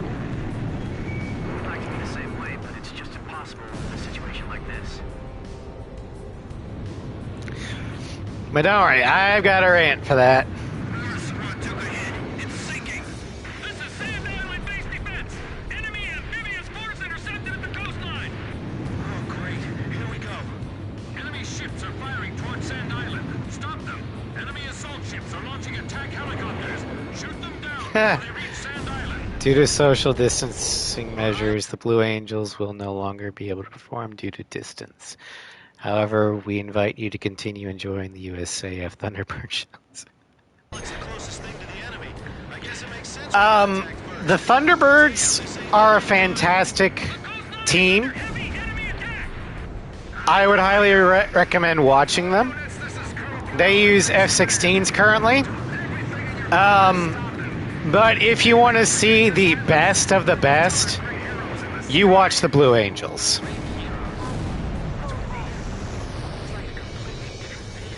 Don't expect that stuff when we get back. I bet he's got a different script for us. Enemy assault ships are launching hovercraft. Finally, the real battle. I'm getting nervous. Beamer, your plane's wavering. Hey, Nuggets, try to keep sight of your flight lead. Don't screw it up, all right?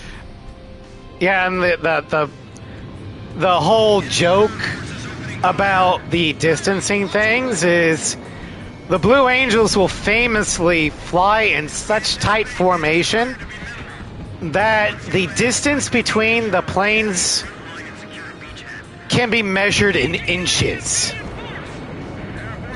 The Thunderbirds are not that good.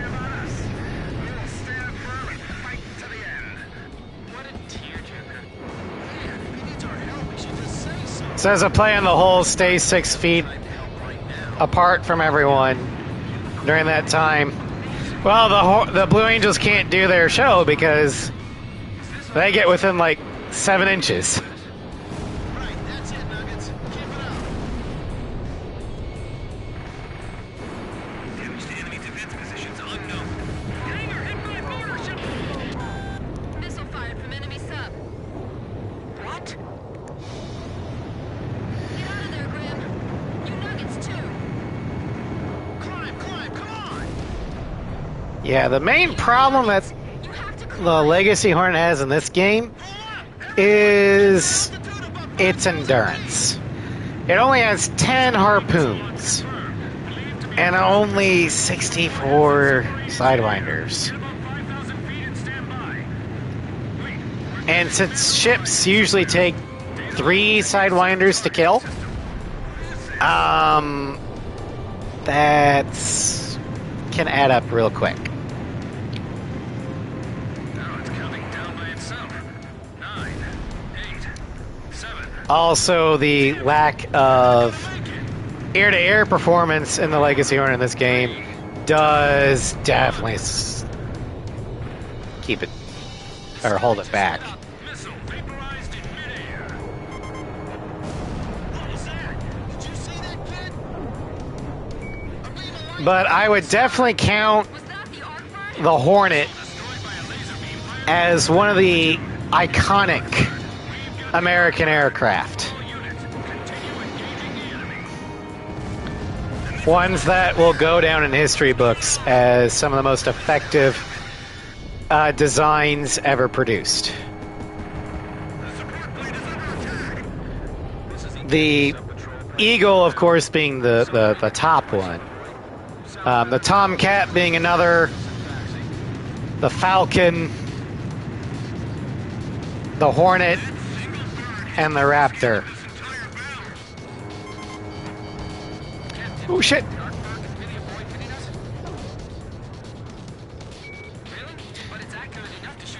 Primal Fear in that opening notes. Yeah. The Synfaxi OST is fantastic. Iconic and American. I mean, yeah, World War II is very iconic and American. If we want to go that era, then the most iconic one is probably the P-51 Mustang. Hell, when the commander of the Luftwaffe at that time saw P-51s escorting flying fortresses over Berlin in broad daylight, he basically was like, yeah, we fucking lost.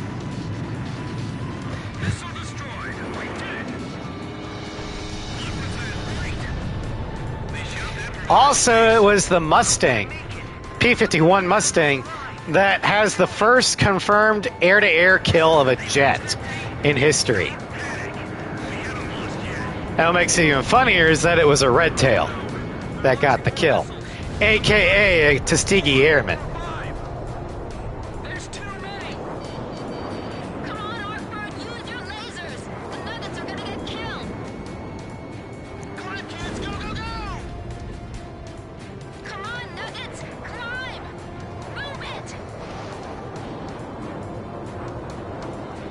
Yeah, P-51 shut down the ME-262. Now, granted, a lot of that was due to the fact that the German pilots didn't really know how to operate the 262. But, yeah, the Mustang, it was the only aircraft. Shit, I'm gonna die. No, not. Ah, fuck you! I got distracted and didn't pay attention. I almost died because of it.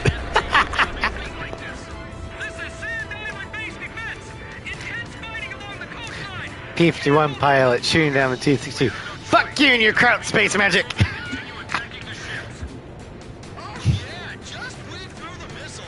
But yeah, the P-51D with the British Rolls-Royce Merlin engine was quite possibly the best marriage in World War II aviation history. It turned above average fighter into the best fighter in the entire war. The one with the longest range, heaviest payload. Now, granted, it wasn't the tankiest. That was the P-47. But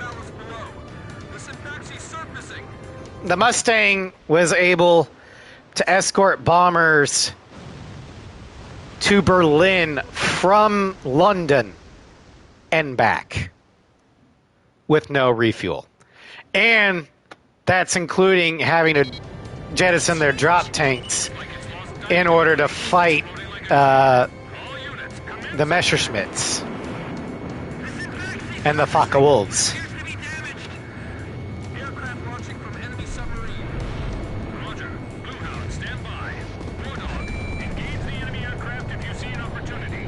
The only World War II aircraft that I like better than the Mustang is the F-6F Hellcat.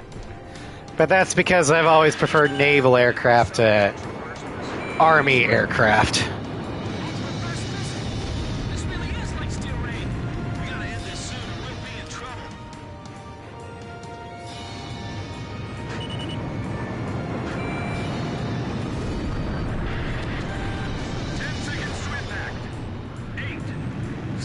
Oh shit, I've... 5, 4, 3, 2, whew!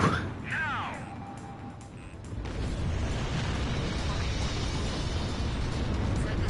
Oh, we're out of snoozes. Shit.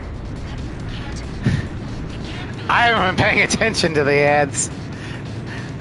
We already snoozed 3 times today? Holy shit.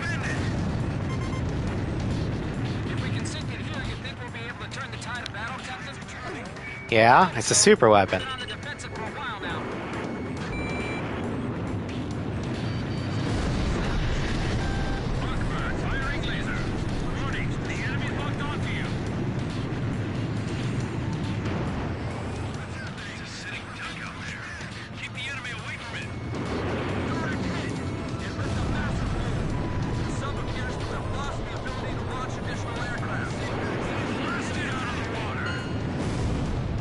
I am Pacific-wise, the Zero was the first one that was famous because no one knew how to fight a fighter that fast and nimble. And it had like a 30 millimeter cannon in the nose. But early on, the P-47s learned to just go head, or not 47s, but the P-40s learned to go head to head and play chicken because they could tank the damage head to head and the Zeros couldn't. And the F-4F Wildcats would develop the famous Thatch Weave defensive maneuver that is still used to this day. where the wing pair would crisscross each other, guaranteeing that if the Zero got on one of the aircraft's tail, the wingman would be right behind. Having lost the support of the Synfaxi, but then when the F-6F Hellcat came out, we had learned how to counter the Zero. The Hellcat excelled where the Zero failed, and 6 Browning heavy machine guns, 50 caliber, would tear through the Zero like tissue paper, and if it hit the fuel tank, kaboom! As for the Corsair, the main reason why the Marines used it so often was because of that gull wing. The Corsair was actually a better aircraft than the Zero. It was tougher, it could fly farther, it could fly faster, it was more nimble. It could carry more weapons. The main problem with it is that the Navy couldn't figure out how to take off and land the damn thing on a carrier until the British taught us how to do that. So by the end of the war, the Corsair was starting to become more popular on carriers.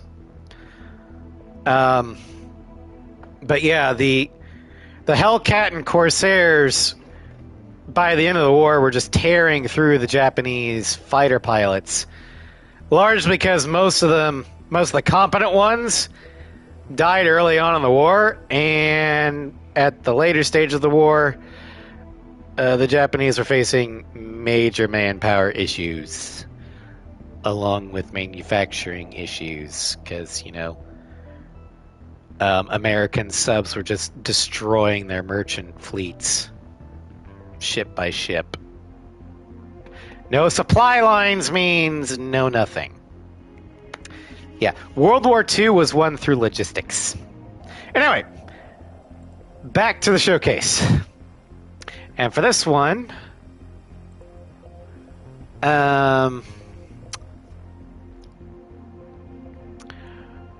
we're actually going to chain reaction.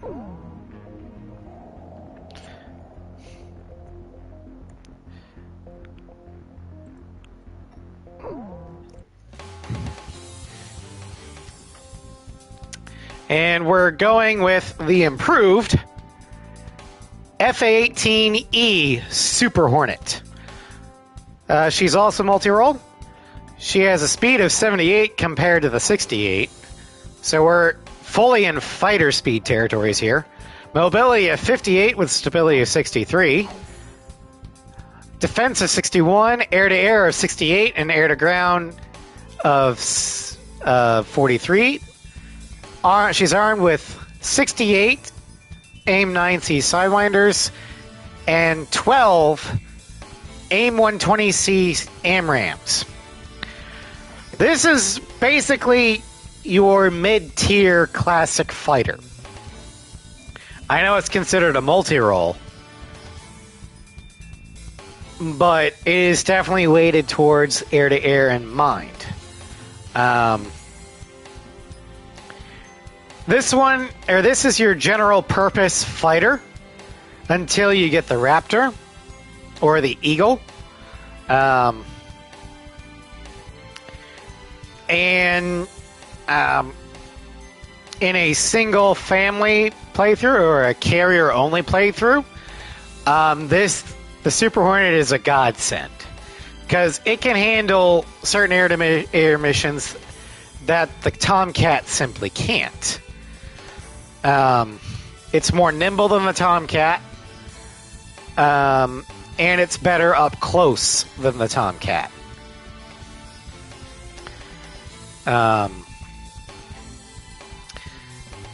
But as for the manufacturer, this Hornet is actually built by Boeing, because by this point, Boeing had bought out McDonnell Douglas.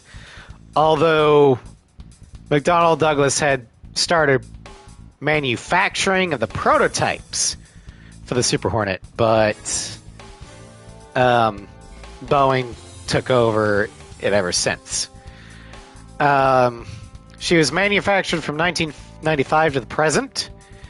So she was manufactured by McDonnell Douglas from 1995 to 1997, and by Boeing ever since.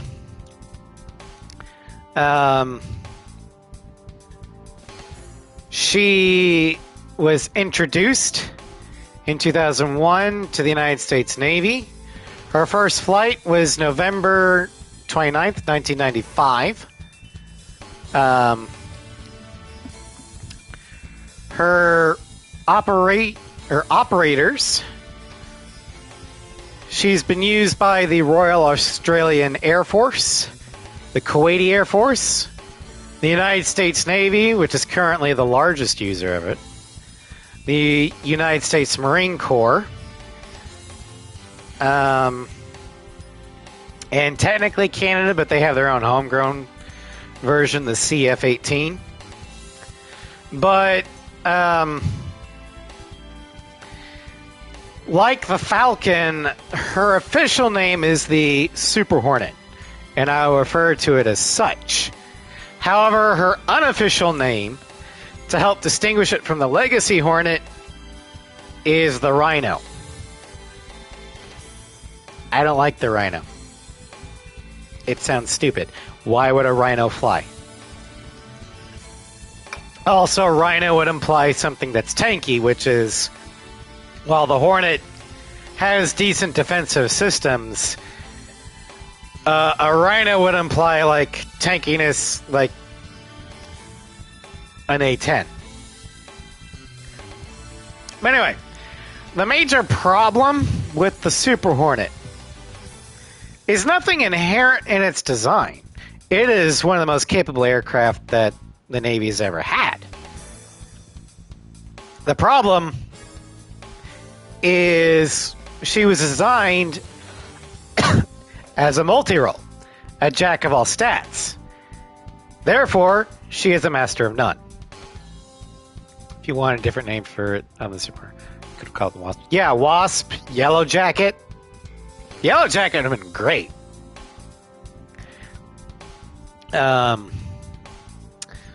But the main problem with being a master of all, or a jack of all trades, master of none, is just that. You are not specialized. So while you are capable at all mission types, you do not excel at any of them. And while that works for smaller air forces and navies, like the French Rafale has seen great success with the French Navy, but the French Navy does not fly nearly the sorties that the American Navy does. And the American Navy, for going on 20 years, has relied solely on the Super Hornet for all of its missions. So the Super Hornet has racked up what you might call city miles. She has major problems with fatigue and maintenance issues just because of all the hours and stresses that have been put on her airframes, because the Navy doesn't use anything fucking else. We have no specialized interceptor, so the Hornet has to fly out farther in order to do the same job as the Tomcat. We have no dedicated attacker. So, in order to do the same job as an attacker, you put warheads on foreheads. To put the same amount of warheads on foreheads that, say, the Intruder could, the Hornet has to make multiple trips. Now, the Navy's never had anything like the Eagle, but in order to do the same job as the Eagle, you have to have more Hornets, because the Hornet is not as good at close-in dogfighting as the Eagle is, so safety in numbers. That is the problem of a multi-role only force. If you are as big as the United States Navy is and do as much missions as the United States Navy does, you need to have specialized aircraft so you don't put stress on the airframes as much. The Navy has forgotten that. And that's why the Super Hornet has had a nasty reputation of late of having the aircraft fall apart in flight. It's too old. And you might say, yeah, well, the Eagle is just as old and it's still going strong. Oh, yeah. But the Eagle isn't used exclusively or by the Air Force to do exclusive missions for everything.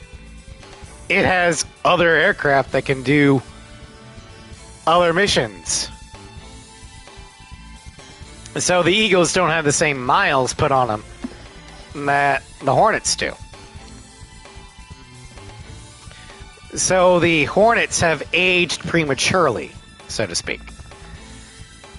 But other than that, it's a very capable aircraft, and in this game, I highly recommend grabbing a full set of Super Hornets, especially for a campaign run, because it will serve you well in the Kestrel missions.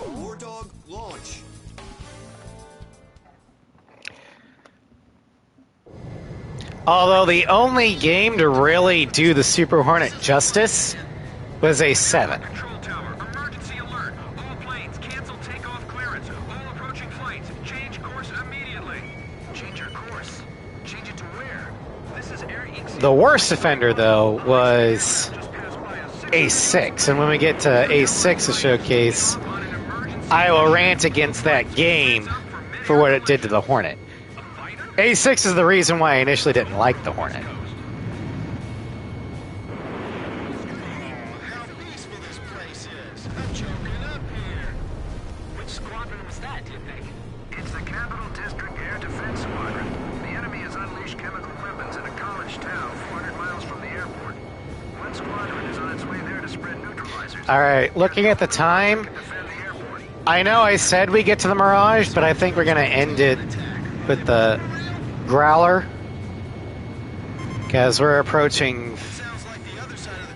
We just crossed 2.5 hours, and I still have another stream to do. I know, kid. I won't neglect the mission in front of us.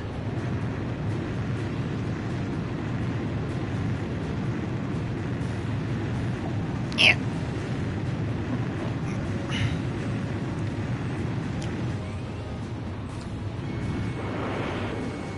Yeah, that was my TED Talk about why the Navy is stupid for using only one airframe for everything.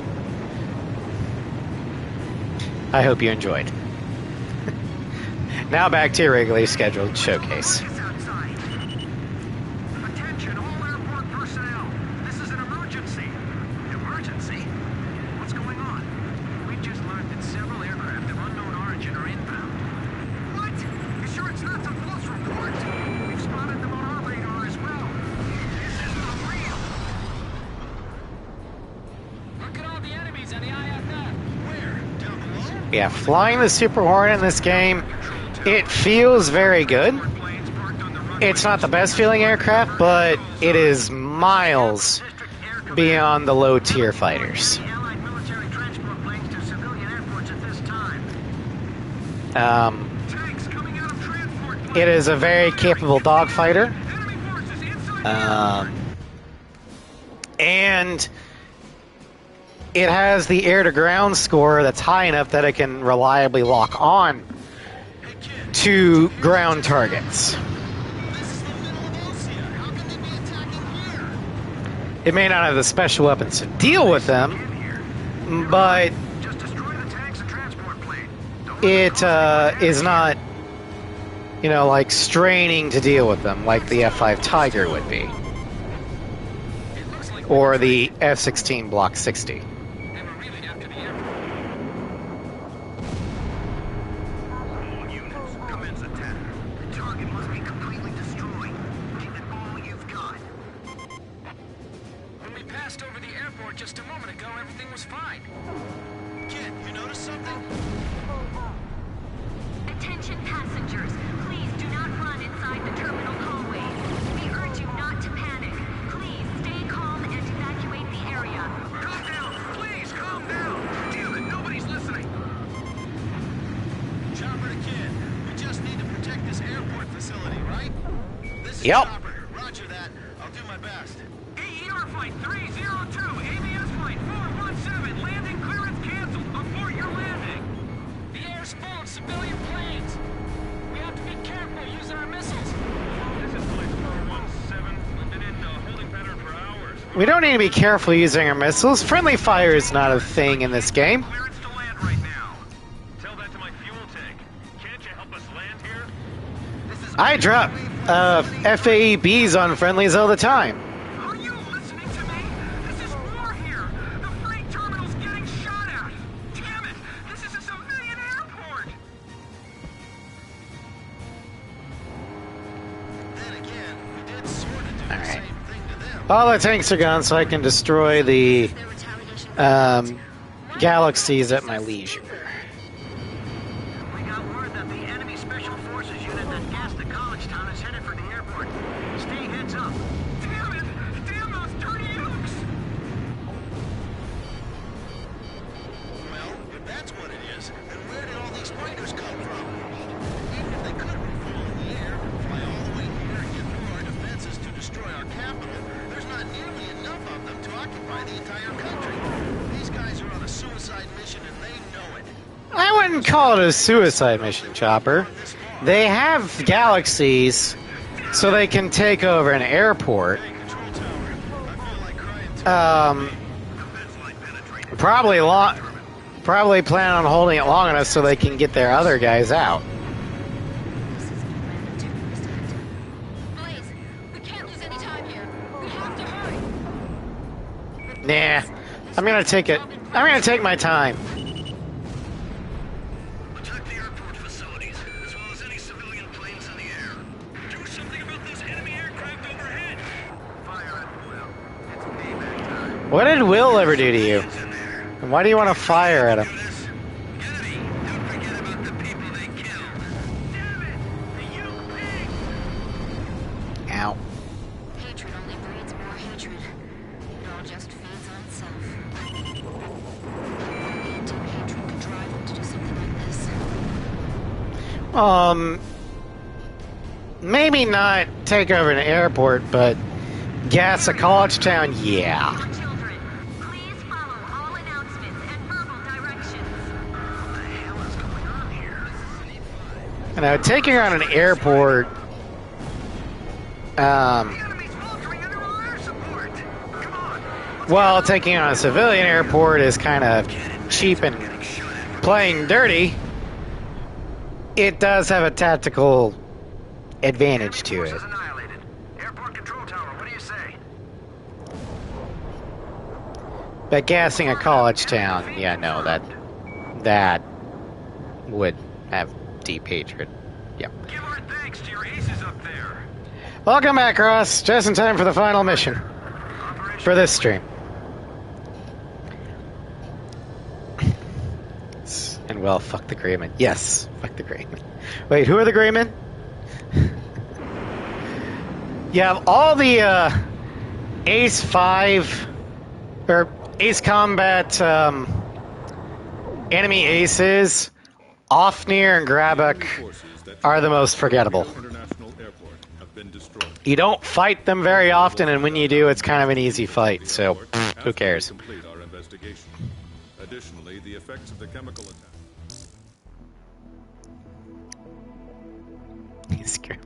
Alright, so for the final mission for part 2 of the showcase, we're going back to Blind Spot. Yeah, their actions do have an impact, but... Alright. We're going to use the E-18G Growler.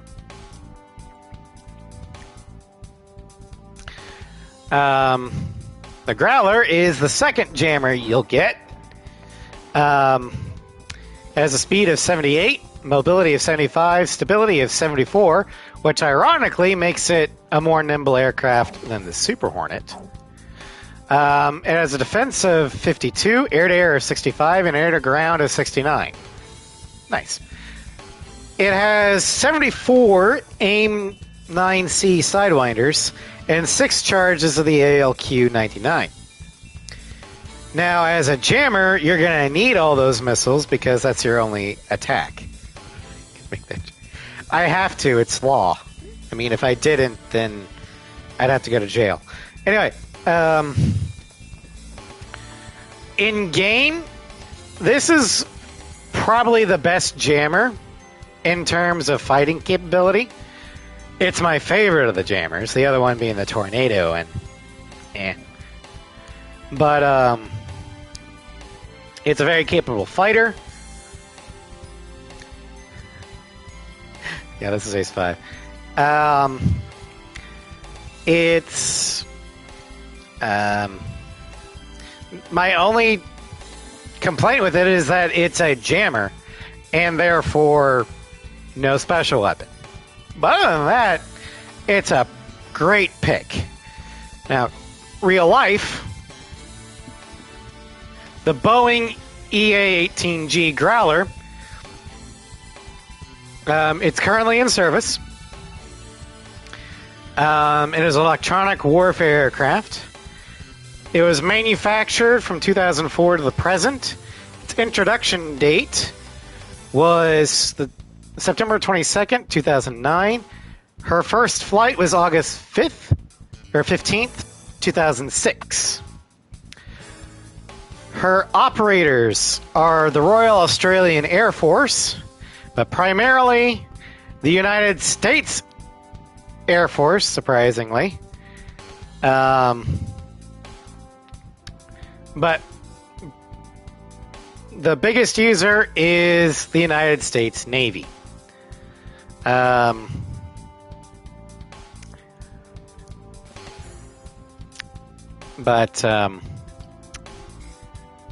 The real-life Growler has no guns, so this one I had to be put on gun.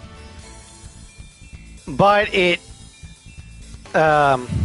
can carry, in addition to the defensive Sidewinders, it can actually carry AMRAAMs and HARM missiles if they want to take out the jamming pods. Or, one jamming pod with... But real life one can actually be armed for actual attacks. Captain, please choose my plane. Which plane am I going up? Captain, which plane should I... Are we launching in this formation? War Dog, launch. Yeah, theoretically, I could have used this plane for Journey Home, but because I'm only armed with Sidewinders, I didn't think it would have the staying power needed to last on a mission that long and that target dense. Please engage. Oops. Chopper engaging. Yeah, no return line. I have to keep in mind my endurance. But performance-wise, like mobility, speed, and acceleration, all that stuff, yeah, it should be perfect for Journey Home.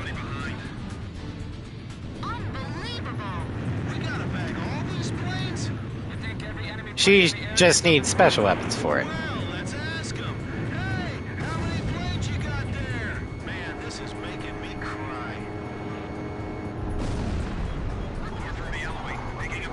But yeah, the real strange Growler does not have a gun, so this I can't do. Nagasaki, how about you guys? My radar is showing strange results as well. Something's going on. But this is not the first time that Ace Combat has given a gun, an aircraft without a gun for quality of life reasons. Famously, it also did that with the F-117 Nighthawk. The Nighthawk doesn't have a gun in real life, nor does it actually have sidewinders. But Project Ace is just like, fuck it. This is an arcade game, not a simulator game. Yeah, the F-117 is actually misnamed. It should either be the A-117 or the B-117 because it is pure attacker. It has no air-to-air capabilities whatsoever. The only reason why they gave it the F designation was to screw with the Russians. So they thought it was a fighter. Nah, it's an attacker.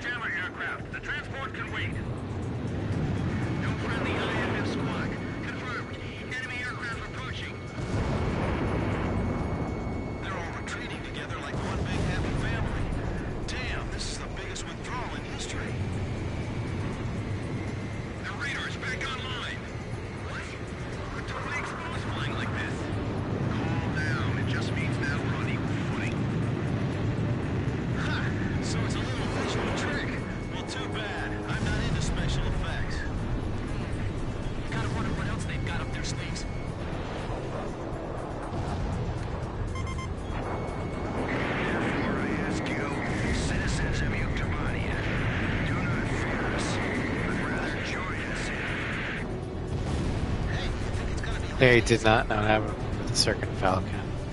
Yeah. I don't think so either. Falcon with a ribbon. Yep. Although canonically it was either an F4 or an F-22.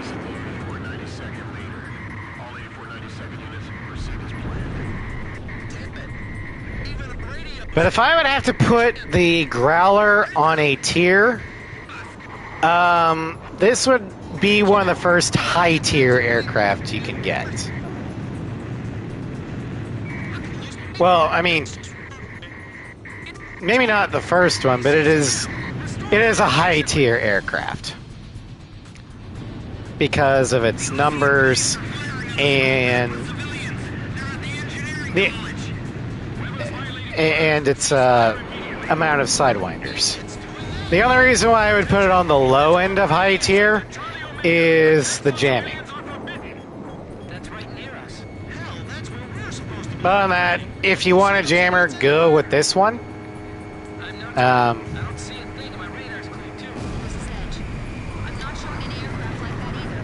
It's a very capable aircraft, and if you're doing a no damage run or a guns only run, I would highly recommend the Growler.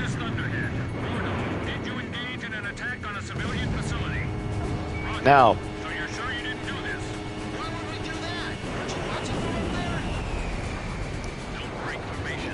Your primary mission is to escort the transports.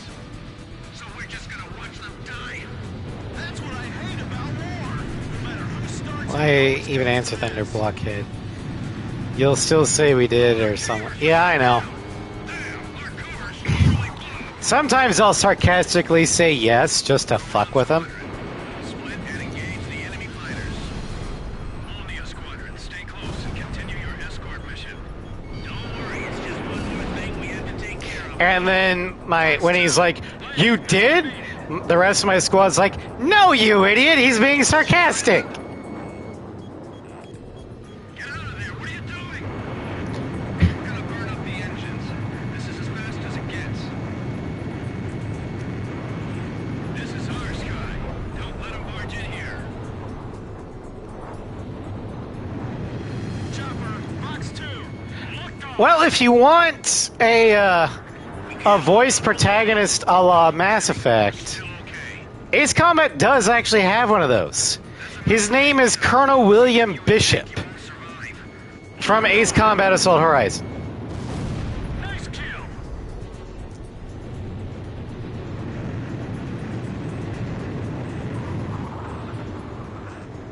Yeah, I wish I mean, back then I didn't have Steam at all, Fox 2, Fox 2. but God, I wish I did. because then I could stream it. I can still technically play it on my PS3 and 360, but it's not backwards compatible on the Xbox One. It's not even available on the... I mean, the PS4 won't read it. So, I can't stream it. I can add it, yeah. That'll be the final agile of the stream.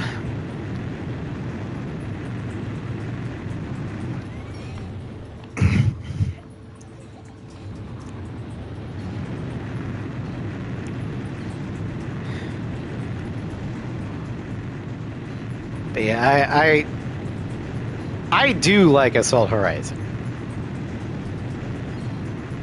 Is it a good Ace Combat game? If we're talking about in terms of whether or not it feels like Ace Combat, not really. It does have a very distinct feel that none of the other games have.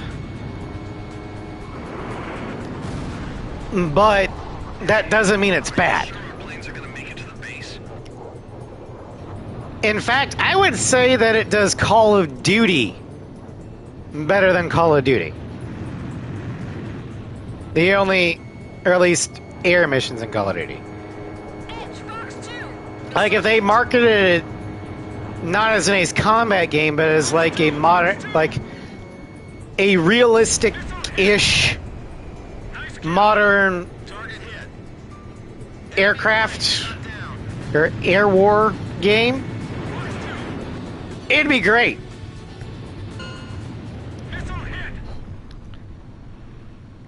Especially they just named it Assault Horizon. And then, like, make clear it's not an Ace Combat game, but maybe having Easter eggs that call back to Ace Combat. I think it would have been much more accepted.